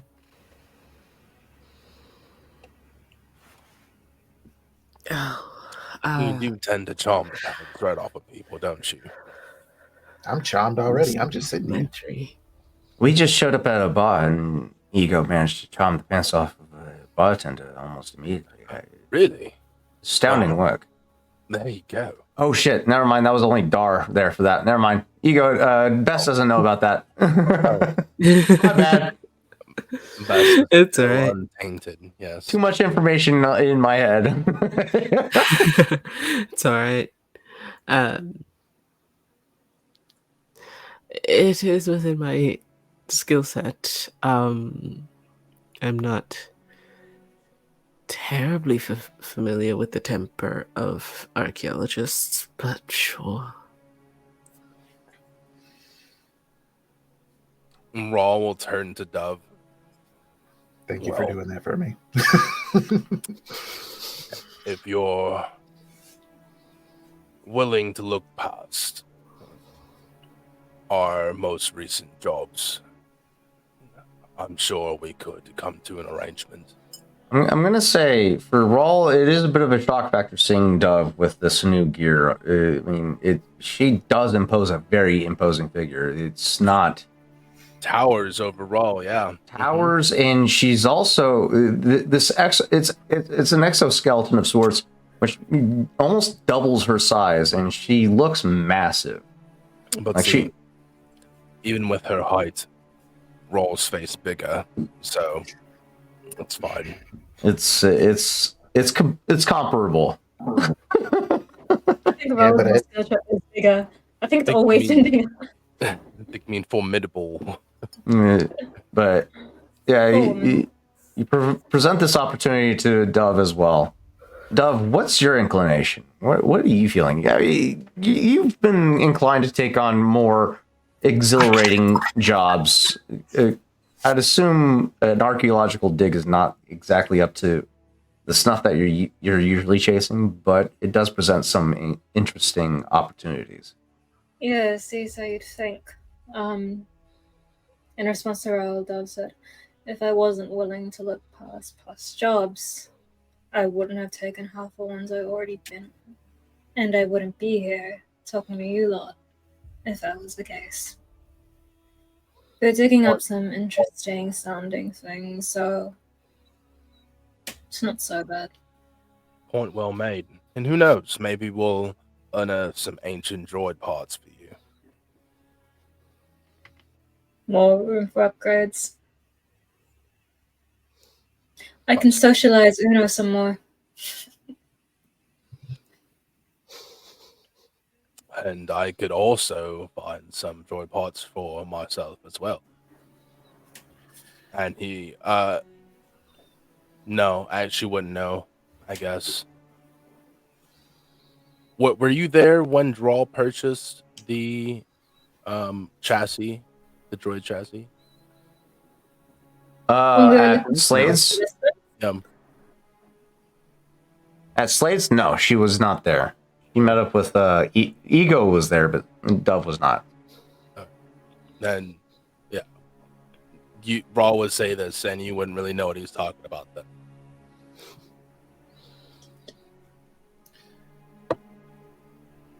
In other words, Dove, he bought an assassination droid. Maybe mimic you? I don't know. Maybe. I don't know. There's too many fucking droids in this party, and it's driving me nuts. Listen, God, Yeah, given the- Uno. the things Uno I have is the planned one for that the droid. original. I love it. Uno is the original. I like it. Uno you but had to nuke because he was too good. he was really fucking good. And then fucking Did that. Scuttle showed up and was doing just almost was doing. That's neither here nor there. I'm just saying, in terms of the galactic board, somewhere there is XU. Yeah. If he's not being currently digested by a fucking core slug on Oh, that's not like him. Hoth. He turns into a Beyblade and makes that not happen. So you guys come to the decision to take on the archaeological dig. By this point, Barda is currently probably at this point surrounded by a group of not Mandalorians, but bounty hunters trying to take up jobs. There's a level of apprehension as he's trying to keep select missions available for specific bounty hunters, as he knows that they're going to be able to get the job done and do it right, as he wants to maintain a level of success rate for the guild. And as you approach, you see his eyes light up, his beak kind of curl as minimally as a beak can. No, maybe, I don't know. We haven't tested it. Into it. But Bardakrell takes notice to your approach. Have you come to a decision for your job? We'll take the archaeology. Why is that such a hard word to say? I can't. It is it's very interesting word to say. Galactic Basic Archaeology. is so I can't say it confusing. in American. It's really hard. It's the R. It's pissing me off. But Archaeological dig. see? It's Uh, I struggle with it in Galactic Basic. I understand. Your language is very confusing, but archaeologic dig. See, I struggled with it, and I don't. My mother language wasn't Galactic Basic. Look at that. Anyways, Dove is going to hand him directly the Naboka and the creature hunt pucks back before anyone else can swipe them off the table, as some people are prone to do. I take it you are rejecting these two jobs. now hold on. If we finish this dig fast enough, we could still do the hunt as well. There's no time limit, and it's been on for 5 months already. Might as well have the green light to go pursue that job. Is there a time limit for acceptance of a job around these parts? It's a small window. I would prefer that it would be taken up off the board as soon as possible, as it has been on our board for quite some time.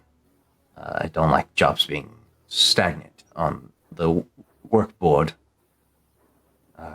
As you can see, it's been on the board for about 5 months now.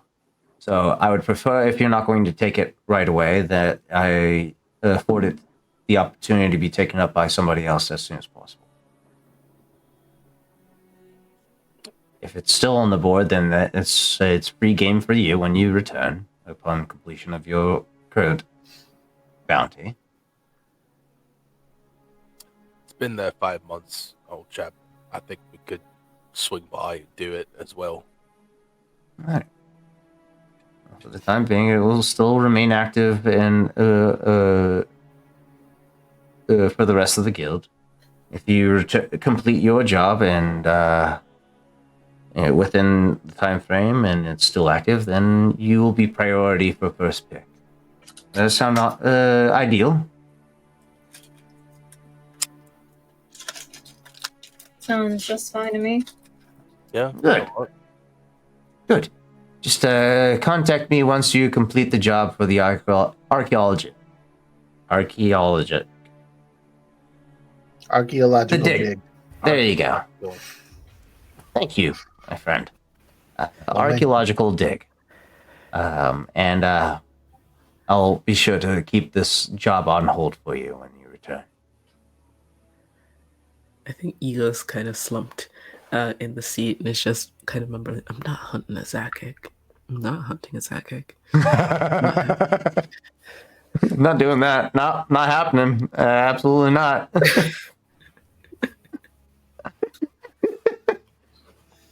Who's doing that? Why would we do that? Absolutely not. How dare? Oh my god, I love it. This is the perfect mentality for fucking Ego. Why would we do that? I'm not doing that. You're out of your mind. I'm not doing that. You're crazy. You're Well, crazy. you were asking about Beskar, that's why we would do that. I'm just saying. Yes, but we don't have the ingots anymore, so, things Yes, change. maybe you could get more ingots. You know how you do that? You talk to the fucking Mandalorians, like I said.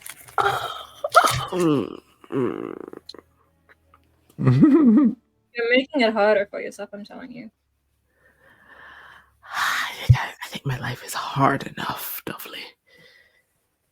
Doubly. I love that nickname. That's a beautiful nickname.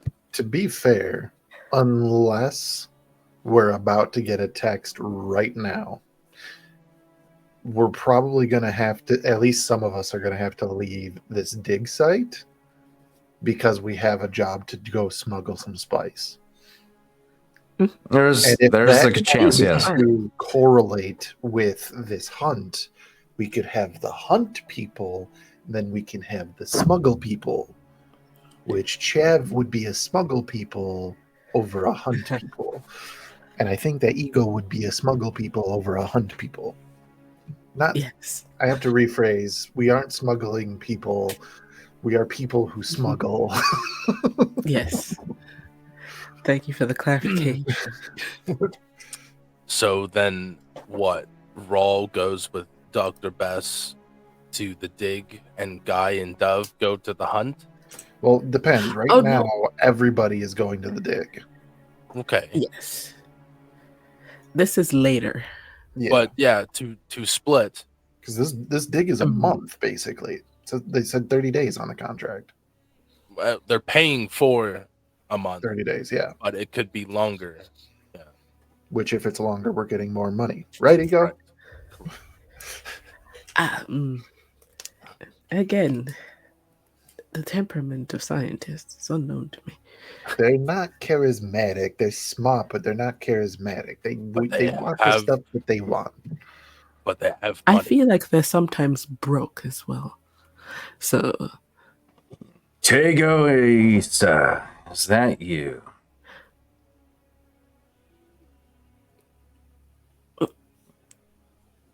I think there's a moment where you see Ego's face just shudder and shut down.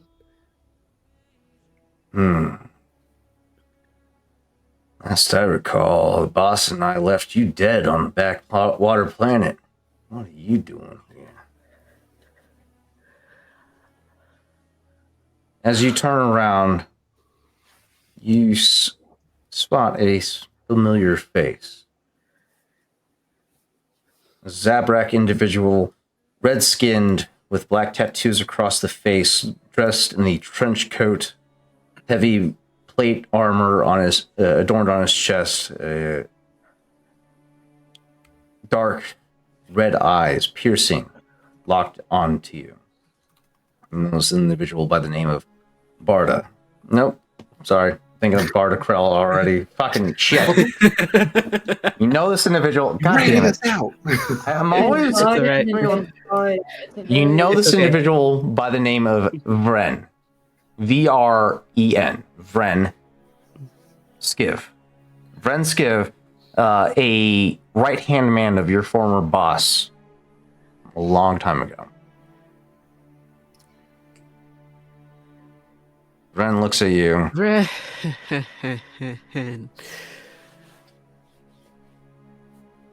Looks like you've made new friends. What are you doing in our territory, Intego?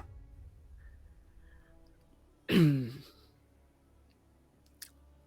know, we have to survive out here. Does your friends know you don't quite have the stomach for this line of work, or you playing along like you did us? That's not entirely accurate. You know that. Is that right? It is. It's right. You know, with the whole vibe of this conversation, like not being aggressive, but Jeb is not so subtly putting his hand on the handle of his blaster. Ooh. Guys just suddenly is like approving to what Ego, like when it's like, is that right? It's like, it's right. And he's now next to the guy, like the person that's talking to Ego. Like, looking at Ego, like almost like they're evaluating. It's like, is that right? It's like, no, it's right. I'd like Moving to up. think this is where Dove has come up behind this guy after coming back from that conversation with Bard and is just standing behind him. Let's get a perception check from him. What's your I'm gonna impose 2 setback on your stealth check with that power armor on. Oh, sweetie, I'm not stealthing. Okay, then no perception check necessary. You step up behind him. You make any type of physical contact with him whatsoever, or are you just standing there just to impose? No, I'm just standing there. All right. He Familiar with Ego?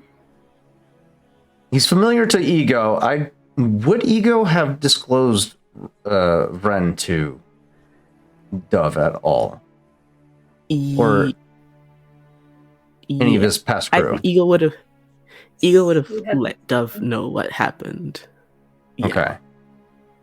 So, as Vren is, this conversation is taking place at about 15-foot pace from Vren and Ego, maintaining a healthy distance, but there's a level of of discernible hostility that's taking place. You step up behind Vren as this conversation is taking place, and he turns over your shoulder, noticing you there. It seems you've made a name for yourself, moved up in the world. Good to see you there, Intego. Just wanted to let you know that we seen your face. Let you know that we know you're moving up. Good on you, Intego. Good on you. Mm-hmm. I'll be sure to send the boss your regards. Ego looks sick. I'm sorry. Who's this guy? His grand posturing starting to annoy me. The way that the posture of this individual, he's very laid back. He's got both his thumbs rested in the belt buckle of his trousers, and is just kind of have this cowboyish disposition as he's taking an Ego, as he's saying that he's going to convey Ego's message or visit to his boss. he starts to turn away, gives a side glance to Dove, and makes his way out as he dons his Stetson and makes his way out of the cantina. As this individual is leaving, Chav is just looking at Ego with basically like a say the word. You want me to put in a bad word with the big bosses for him? Because I can do that. Leave it. Just leave it. Fuck. Oh. So sorry about that.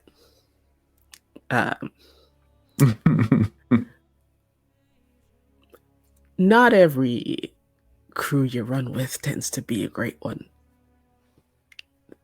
Sometimes. Fuck. Okay. Fuck. Ego, you hear from the person that was talking to you, you just hear a guy that apparently like caught up to them. He's like, hey.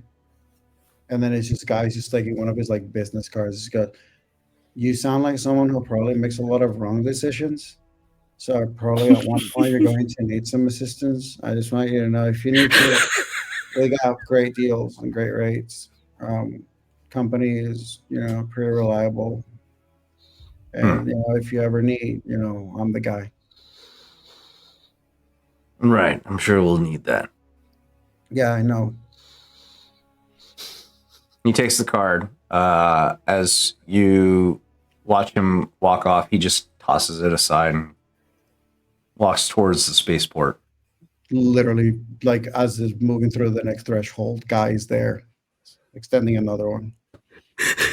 I think you dropped the first one.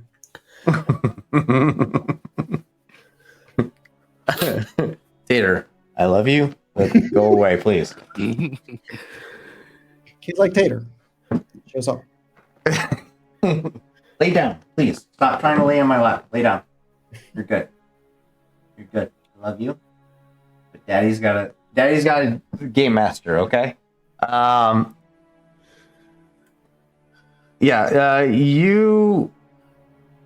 You definitely get a sense of agitation from him. I'm assuming that you're doing this to instigate him.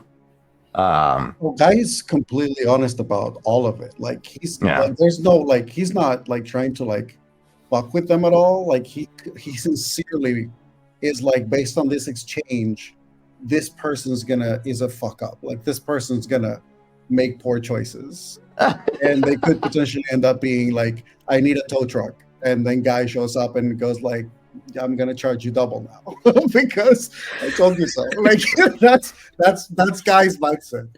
Okay, all right. There's very much of a level of dismissal from him.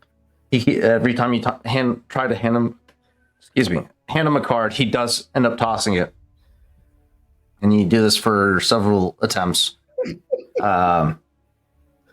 I think after like the third or fourth time, he's like, all right, fuck. All right, hold on to it. Can I roll? I want to try to roll skullduggery to see if I can actually sneak another one into one of his pockets. But if he ends up tossing the one, put it on the brim of his head. I'll allow it. I definitely will allow it. That's going to be contested against his perception, which is not hard to beat, apparently. Fuck. Average difficulty. Here we go. 2 failures to beat.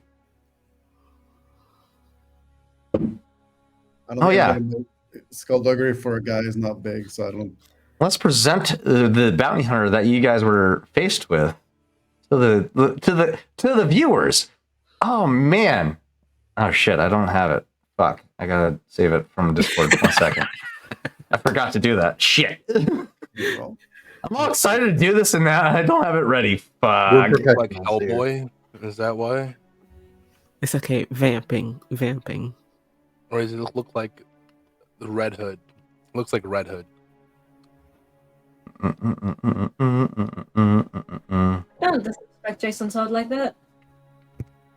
Listen, he could be a cowboy. Not like this. What did I? He's definitely got a cowboy-esque vibe to him for sure. Mhm. What did I use as a? I don't remember what the names were. Striker from Has Been Hotel. It's giving a Ooh. that shitty but also Smash. Smash. Okay. The name Okay. that you used for this guy. Please do not try to smash Vren. Redskin. Let's go with Redskin. Let's search Redskin. Maybe Redskin will give me. Um, Ah, mm. Yeah, I Oh. know. It's terrible. I know. I'm sorry. But that was the description for the character I gave for Midjourney, unfortunately. There it is. Found it. Okay. Oh no. Okay. Oh boy. The full description for the viewers was red-skinned man with 2 long black horns protruding from his forehead. Curl up. Oh, boy. I was trying to create Galt. And I got this individual instead. And I was like, ooh, this is a bounty hunter for sure. Gorgeous His horns are individual. bigger. All right. We're going to, this is Vren. I already forgot his last name. Doesn't You have got Vren. I'm calling it right now. I'm going to get confused between Ren the bounty hunter and Ren the player. Well, Yeah. it's Especially when they it's a go V. in. It's a V versus a W. And also, I'm Oh. ego. Vren. Vren. Vren. My horns are With the still P. bigger. Vren. What was the last name I gave him? Vren. Also, Smash. Yeah, Yeah, chest, Disrespectful Smash. the trench coat, tribal markings is similar to Zabrak culture. Dark red eyes, trench coat, carries what appears to be a revolver type blaster pistol. He very much gives off this cowboy-esque energy, and that is Bren. I need to write down his name for the notes so I stop forgetting. Short-term memory loss, right? Vren. Dove is my favorite Zabrak. The only Zabrak I care about. Thank you so much. I said Vren. What was his last name? I said his last name. Don't worry about it too much, Tarzan. You can just watch this back later and get it. It's okay. Well, That's true. We're gonna start with Vren for now, and then I'll watch it later and fucking finish it out. Vren walks off to go meet up with his boss to convey the reemergence of ego in bounty hunter space. Goodbye, forehead.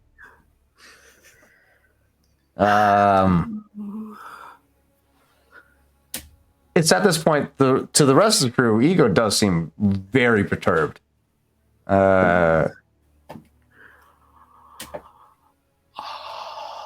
Guy, at this point, you're returning to the cantina after her harassing Vren, as the fancy folk would call it, or harassing. Ego, what's your mindset? Peter, I love you, but seriously, fuck off, please. Panic.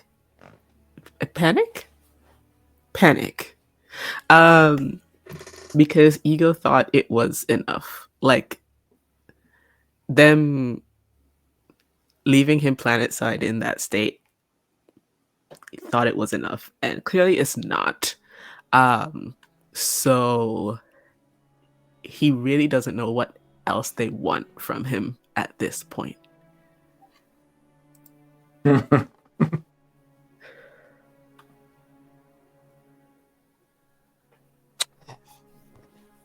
How's everybody else feeling with this exchange?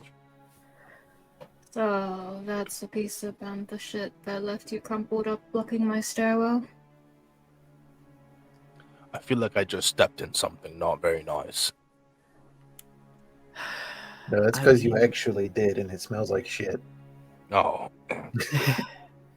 Scrapes it off. Yes, and yes, and yes. All of that is accurate. For the love. Okay. It might not be a terribly great idea for y'all hanging around with me at the present time. Uh, you're free to do whatever you like. Have you met us before? I have, which is why I'm having such a hard time with this approach right now.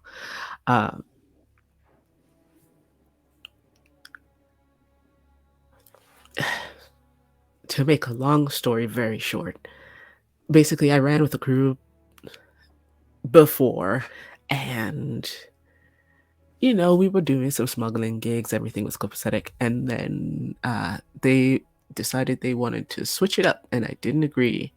And they decided to do it without me by making sure I couldn't come with them. It almost killed me. So that's where we're at right now. I mean, I guess they thought they killed me, but they didn't. So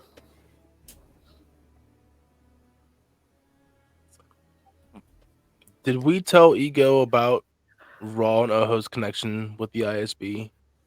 I don't remember if we did already or not.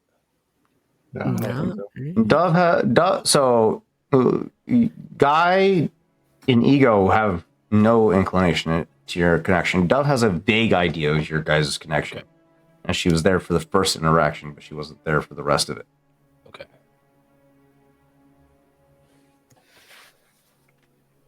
Listen, we all have unsavory past. Each one of us has something we are running towards or running from.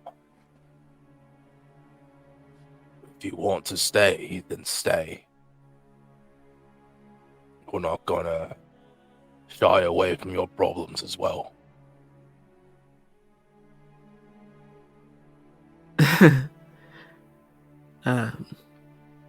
It's more I didn't. Well, I guess I hoped I wouldn't run into the problems again. Should have known better, honestly. The galaxy is smaller than we think. Yeah, it really does seem that way sometimes.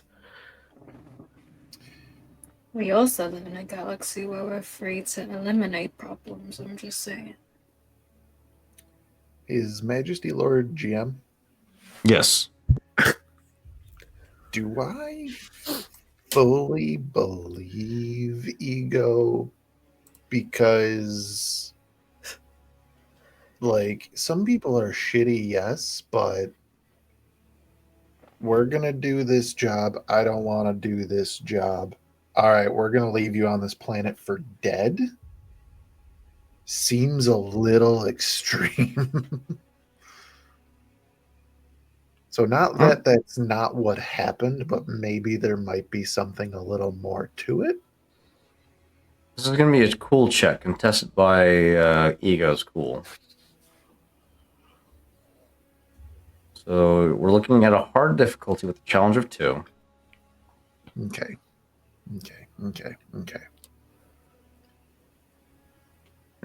You're rolling against 2 failures, 2 threats. Okay. I have the barest chance at passing. And I did not. And my threats were only against Ego, so hey, sup, buddy? Can I also attempt to do this? Yeah, the same difficulty. 2 failures, 3 threats. 2 failures, 2 threats to What did I beat. say wrong? Honestly. It's still a cool check. It just, trying to make sure Not that I don't believe you, but I believe that there's not everything being said. I don't know. I thought you said you trusted me about an Mm. hour ago. Do, but that part sounds a little weird because if somebody doesn't want to do a job that I'm going to do, I'll just say, okay, you're not coming on this job. You're not getting paid. All right. With those cool checks, you guys, with the advantages, no, you guys don't even have advantages left. It just it seems like an extreme, but you're not inclined to disbelieve Ego. And it's like, all right, that seems kind of wild. Why would they do that? But you're inclined to question the motives of the bounty hunters that Ego used to be associated with, more so than what Ego is telling you. With what we have already said, does Ego still feel like he wants to back out?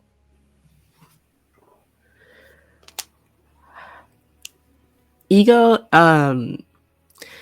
at this moment is a little bit shaken, but doesn't seem like intent on fleeing or anything like that at this moment.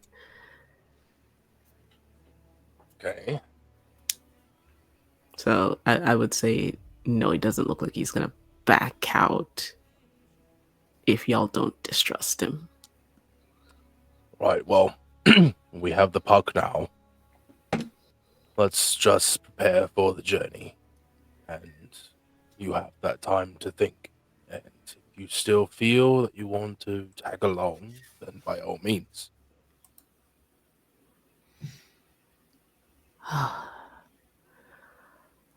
Oof, why not? It's just some archaeologists anyway. Right. What's the harm, right?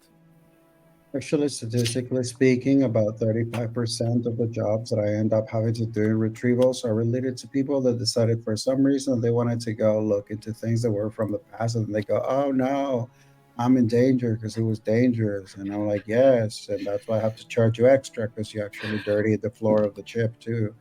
And Right. Okay. I now guess we're going to that's- get that 35K that we're getting for a startup to kind of get all of our,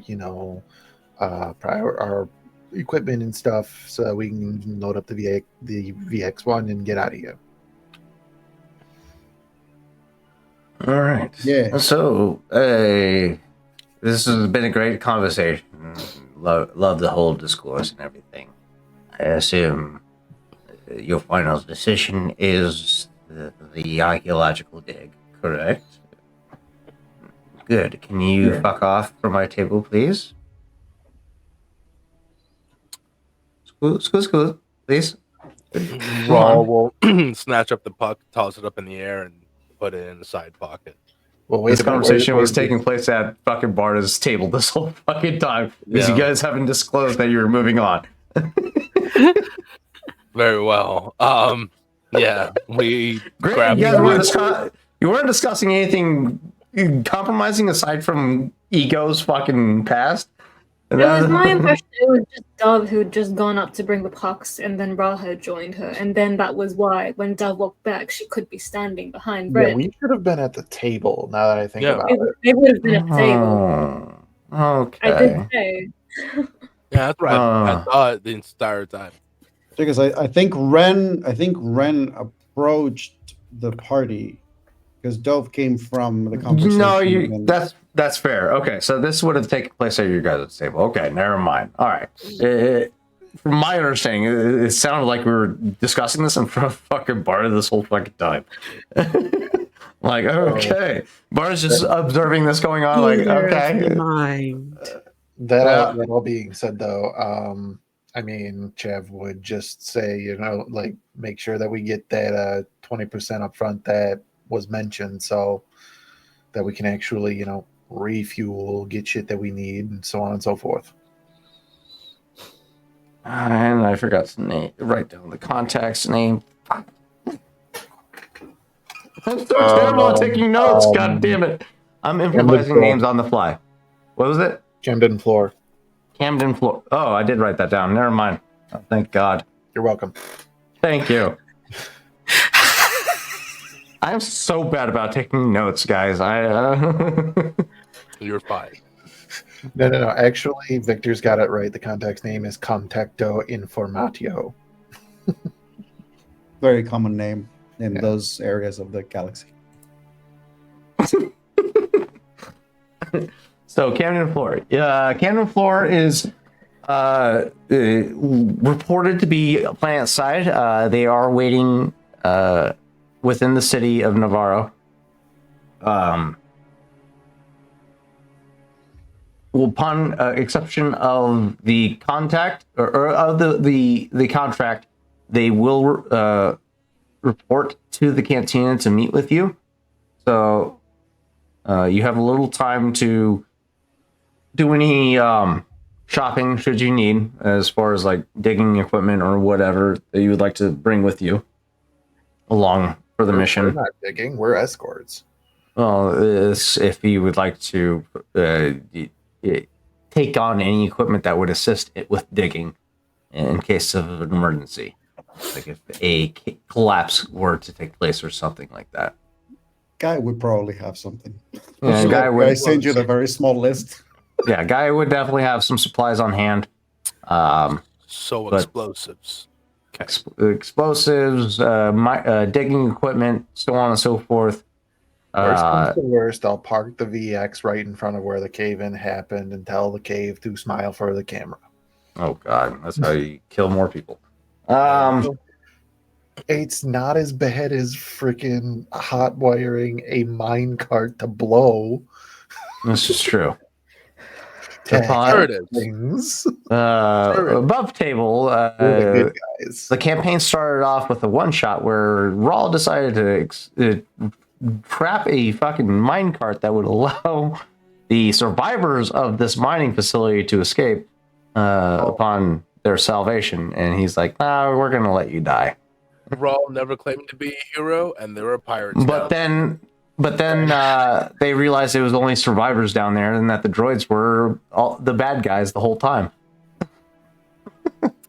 And Oops. they rescued the humans after Rawl nearly fucking died. Yeah. It was a good time. So long ago. Listen, All right. That was great. I love that episode. That really put in perspective how dangerous combat is in this game. Are there droids coming along with the dig? Do we know sort of what the digging That's party good. consists of? That is a good question. This Yes. is another question that should be coming up. Are we flying them or do they have their own ship?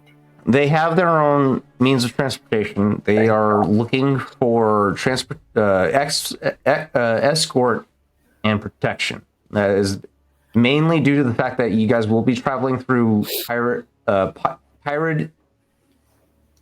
controlled space. So there is a chance that you could be encountered in travel by pirates. But the biggest thing is they just need protection to get to the planet and from the planet and also on the planet. As there's untold creatures that live on the planet as well. We'll figure it out. So 175,000, you get 20% up front just to cover costs of supplies and fuel. Gets you to and from. That is 35K. Yeah. So you have 35K to work with to resupply your ship, as well as buy any gear that you need immediately prior to the departure of the mission. Before the credits get used or anything like that, once the crew is all together, Dr. Best included, Chav is going to do what he does best and throw this out. And he says, "Alrighty, so number one, this is a guild contract. 10% has to go to this guild right off the top. Beyond that, ship upkeep, whether it's this hunk of junk here or whatever else happens to be, there's that. After that," and he looks around and he counts and he goes, "Sounds like a 5-way split to me. Even shares all around." 6-way. No, I said 5. Okay.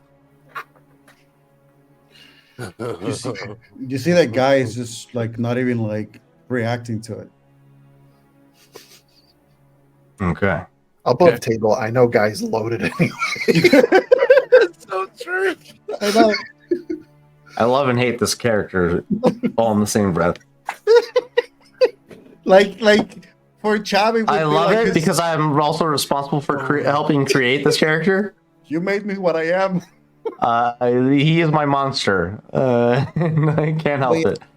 Considering the fact of like how much of a banter guy gives you, the fact that he doesn't answer at all, he doesn't even try. Mhm. It's just looking at you like, yeah, no, that sounds about right. All right. You guys have, upon exception of the mission, you have about 5 hours before the contacts are ready to meet with you. What would you guys like to do prior to meeting with your point of contacts? Are we bringing 3 ships? You could potentially, if you would like to. That would allow you a lot more maneuverability, but that also would require a lot more resources, as you will have to refuel those ships, and there is no designated fueling station on at Korriban. So you'll have to travel to Korriban and back and get refueled, which will deplete a lot of resources. Or you could potentially use one of the ships to be the one that retrieves the fuel on the journey so that that ship is the one carrying the fuel for the other 2. That could also work. Which Because- that would probably end up being the VX-1, because I think that's got... I think that Dove's ship is basically a starfighter. I don't know what Ego Yeah. flies. Ego flies another VCX 100 series. Yeah. Oh. Interesting. So both small ships, and then there's Guy's ship as well. Which... What the fuck does Guy fly? It's a U-wing variant. U-Wing. So it can't transport much, but it can transport quite a bit. But it Yeah, can no. transport faster than this ship. Correct. It's a faster transport, but it can't travel as far as the VCX 100 can. Which would mean We're not worried about I think you. distance, I think right? I have a fire spray patrol boat. Oh, yeah. Oh, you're right. That's right. We talked about this. Ego has a fire spray, not a VCX. Sorry, my bad.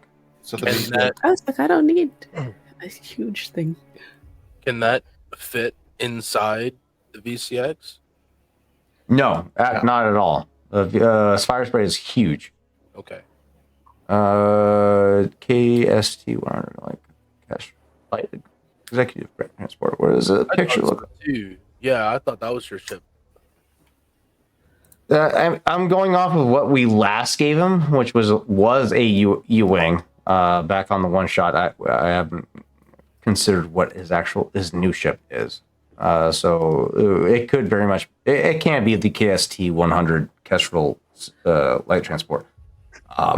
I just didn't factor that. I haven't considered that yet. Because my last forethought was the U-wing that he was transporting everybody on for the one shot. Either way, the VCX 100 can hold more. Which means if we want to supply fuel for multiple ships, that would be the ship that carries the fuel. You could sacrifice your passenger capacity for extra storage. Because the passenger capacity on Dove's ship is how much? Two. Two. Pilot. Yeah, the pilot and the co-pilot, which is It's her myself droid. and Runa. Which is her droid. Yeah, Okay. so nobody's flying with Dove. Right. What is the fire sprays? Because I think that there's a little bit of space in the fire spray.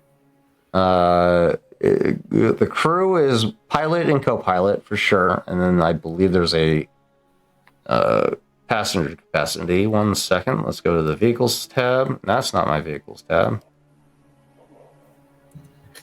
That would be a patrol boat, I believe. Yeah.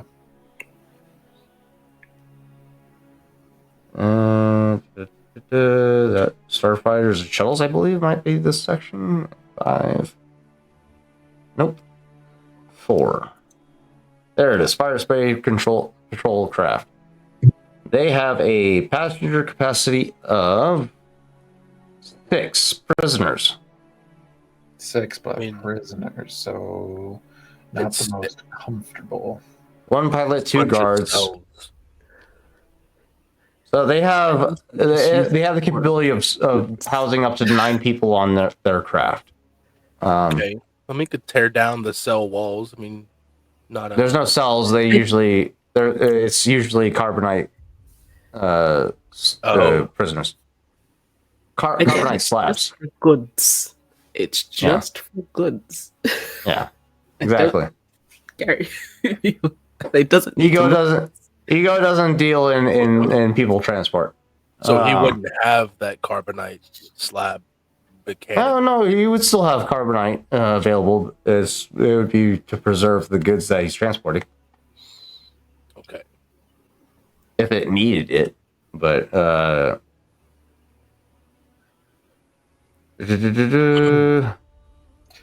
So yeah. You could sacrifice your passenger capacity for extra fuel storage. I'd say that would give you a fuel cell per person, or fuel cell per person that you sacrifice, per passenger that you sacrifice. So you could store up to 9 cells if you give up your passenger capacity. and what would we need for round trip? You're going to Korriban from Navarro. And this is when math, again, becomes a fucking problem, because we don't know the exact coordinates. Korriban. Because honestly, I'm a little worried about putting it all on one ship. And then since we're going to pirate space, yeah. It's fine. I want to say it's at least 4 or 5 days. I want to say. But I got to double check, because travel time is a bitch. And Navarro. Not images, I just need travel. Navarro from the Mandalorian, blah, blah, blah. I need a map. There's got to be a faster way of navigating the galaxy than this. Because so long as we can, kind of do that, I just want to make sure, what is the minimum number of ships we need to actually do this versus how many are we bringing? Do we think we're going to get into a firefight? I would say the probably safest bet would be to travel with at least a team of 2 ships, so one could act as resupply, refuelment, mid journey. Because I believe this should be a pretty long journey, at least a week. But you guys, with the VCX has 3 months supply worth of travel.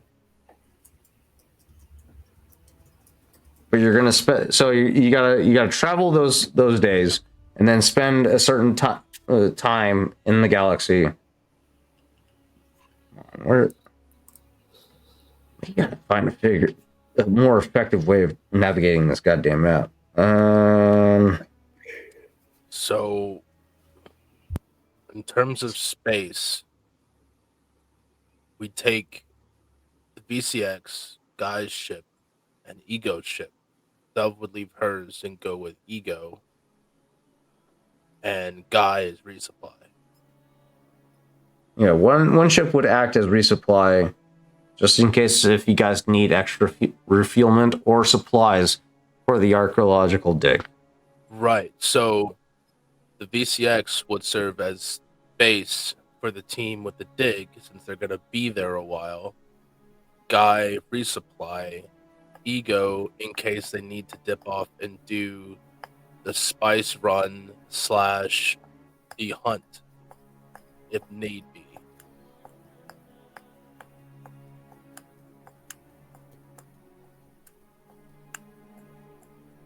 What do we think? Does this sound like an idea? I'm cool with that. Yeah, I mean, Guy, considering the fact that what Guy does, like Guy's ship even potentially being in orbit, or like keeping track of like where the rest of the party is at all times, whether Gal maneuvering it while Guy's with the party, etc. Because if they were to need like a retrieval or anything of like support, like that's basically what Guy does. Like Yeah. that's part of his And job. you have a long range intergalactic communicator on your ship. Yeah. Yeah, with an additional ship out in the outer atmosphere providing support, that will extend your guys' communication range exponentially. So having an additional ship as support would be beneficial to you. It's just a matter of whether or not you want to are willing to expend those resources to have that available. Well, those resources come out of Guy's pocket anyway, so. Literally. Very true. And we are getting paid up front for this. 20% of the 175, yeah. 35K. Already did the math. Raw would put it to Chav to set aside a part of the money to buy a Cryon Corp MK1 Cat's Eye multi-purpose sensor suite for the VCX because it helps sense things coming in and out of the atmosphere. What's that run us, roughly? Let me pull it up. You sent that to me. I remember. I did. It's restricted, but it's only 2,700. 2,700. What's the rarity? 5. So it's times 4. 2,700 times 4. That's over 100,000 plus a restriction rate of 0.2.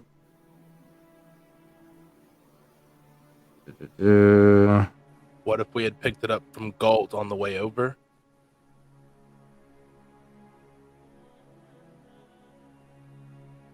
We could negotiate that, yeah, down a little bit. You said it's a rate of 5. Mhm. That will reduce the rarity down by 2 if you go through Galt into a rarity of 3. So it'll be a times 3. So 25 times 3 would be 75,000 plus a point. 7,500? 75,000. 75,000 plus a 0.2% for restriction.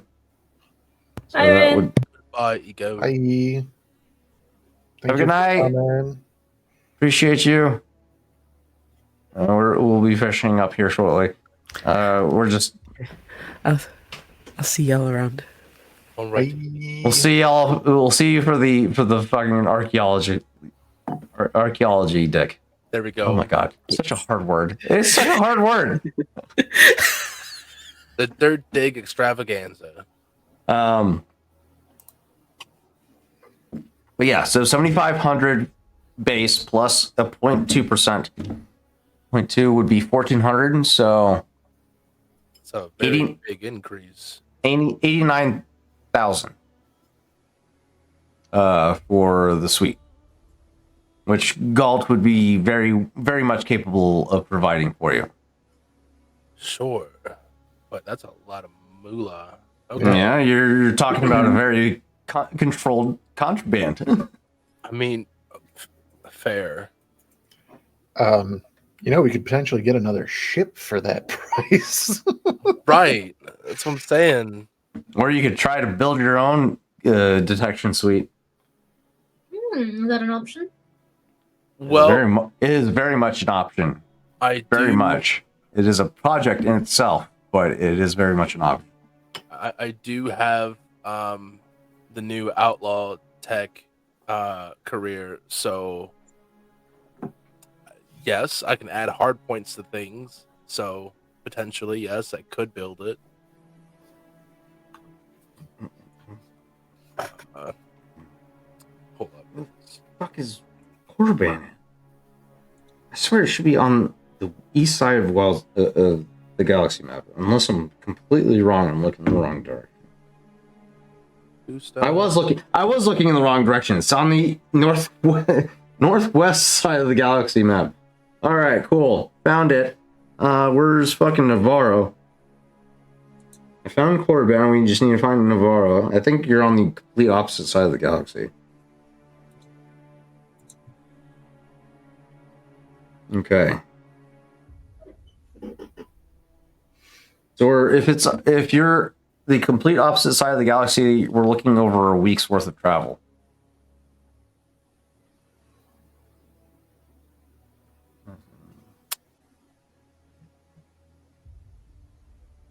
A week's worth of travel there, and then another week coming back, right? Correct. What made you make that face? Why you gotta make that face? Guy. I made the face because of Guy. I like the ship that he's looking at. I really like that ship.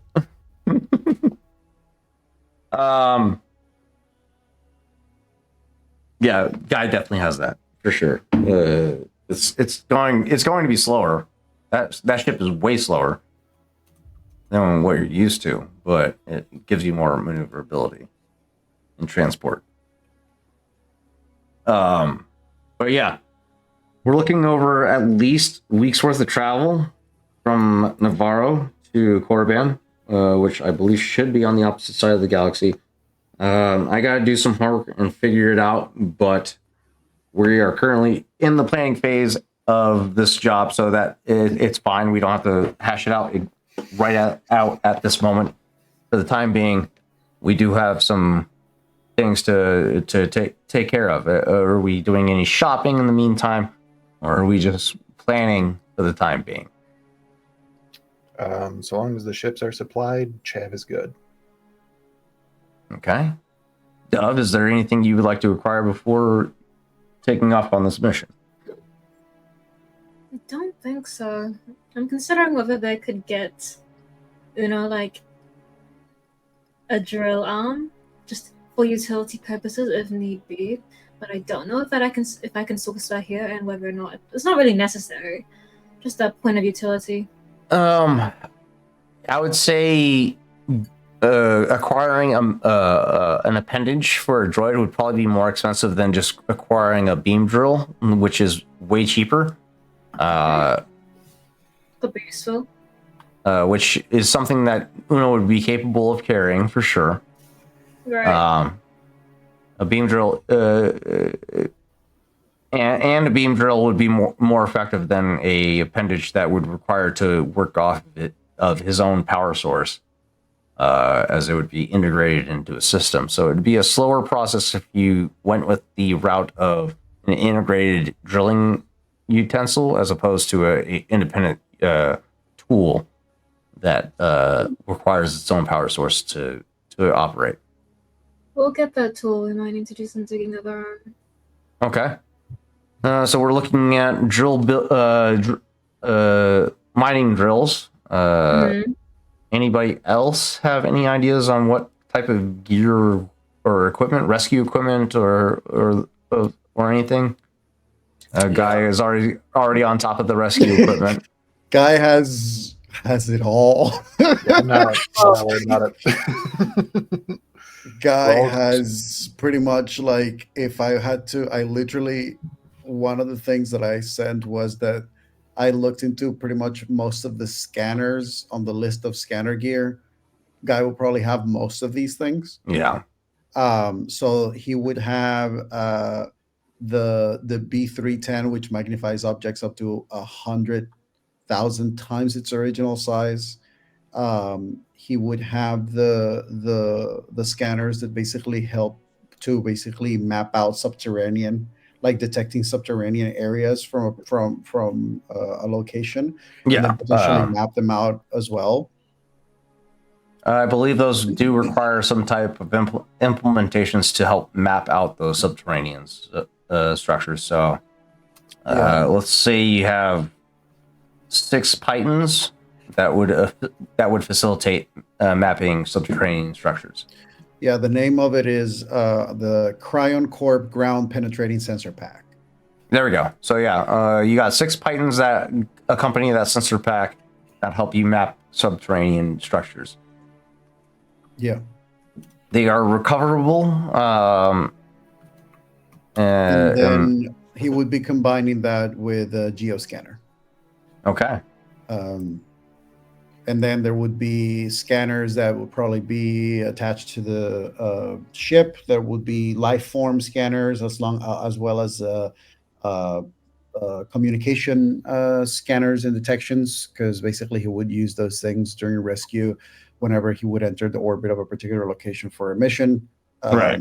Try to get as much information before he actually would dive in and like Right. like, so he would have things like that. He would have gear of like some kind of like potential like engineer's hammer, or things like that would help with things like breaking through blocked doors, or having to chainsaw a particular hull because there's people trapped on the other side and there's no access. So all of these things would be resources that he would have on a ship. Yeah. You have the rescue equipment available to you. So this section, or this juncture of the session, will be more directed towards what Dove, Chav, and Rawl would be more focused on acquiring at this point in time, to assist in their contributions to the mission. So let's start with Dove. What exactly would Dove's focus be in assisting with a archaeological dig for this mission? What would put her as a most advantageous asset in this type of mission? Security. All right, so we're looking at surveillance equipment. You could acquire remote droids that act as surveillance equipment. Pause. Did you just tell a player in this party to get more droids? Yes, I know. I fucking know. But these only function as surveillance droids, first off. Okay. Alrighty. Okay? Give me a break. I'm trying to give you a break. You can acquire these surveillance droids, surveillance remote droids that are able to position themselves freely at your discretion. You can acquire 3 of them. They will be 5,000 apiece. But I'm telling you right now, if they take any type of fucking direct contact, they will be instantly destroyed. They're not durable at all. But they will provide you an extra layer of perception to the immediate surroundings that you delegate them to, which will give you an opportunity to provide warning to the rest of your team. We will take those. The 3 of Okay. them. You know when people get puppies for their dogs? Dove is getting surveillance droids for her assassin droid. That's fair. That is fair. So you get 3 remote droids that function as surveillance equipment, where you can delegate them to. I will say, if you designate the time to, you could also fit them with stealth equipment. But that's if you're able to delegate that time to them, which is possible. We've got but travel time. you do have travel time. But to increase the survivability of your surveillance equipment, you can potentially equip them with stealth technology. All right, next up, Chav. Is there anything that you would like to acquire prior to this mission? Meeting with the crew. No. Once the ships are supplied, Chav doesn't want anything here other than the list that I've sent you previously, but that potentially could have happened already. Okay. All right. Finally, Rawl. Is there anything that Rawl has coming to mind in the moment to help him? The only feasible thing that he can obtain right now is the link that I sent in the private chat. Okay. The rest are dependent on if there is a doctor on hand to perform the surgery, and if he can obtain said things as well, like the core, the computer brain implant thing. Oh fuck! Okay, all right, we're going full fucking cyberpunk. All right, okay, cool. Yeah. The most qualified person would have been Killbolt for sure. But I think Dr. Bess it would be capable of performing the surgery. We'll see once he's available next session. But that being said, the crew of what was formerly known as Core Atlas, now Undetermined, setting out to acquire gear and information for their new directive, setting out to the planet known as Korriban, the what was once known as the homeworld of the Sith, now a ancient relic of time past. The crew has much to prepare for, but little to expect. What the rest of this journey has in store for them will be to be diced for the time being. Thank you for joining us on To Be Diced Adventures Star Wars Edge of the Empire. The next time you join us will be the adventure into the planet known as Korriban, the homeworld of the Sith. The Sith organization practice. We're about to get some fucking some mic drops from the fucking the Sith coming up in the next few episodes, and what that effect will have on the crew. I'm excited. Thank you for joining us tonight. We'll see you guys next week for Star Wars Edge of the Empire. Be on the lookout for Dimensional Dial coming up on March 30th. We'll be here as always. We'll see you around. To Be Dicers. Take care. Have a great rest of your night.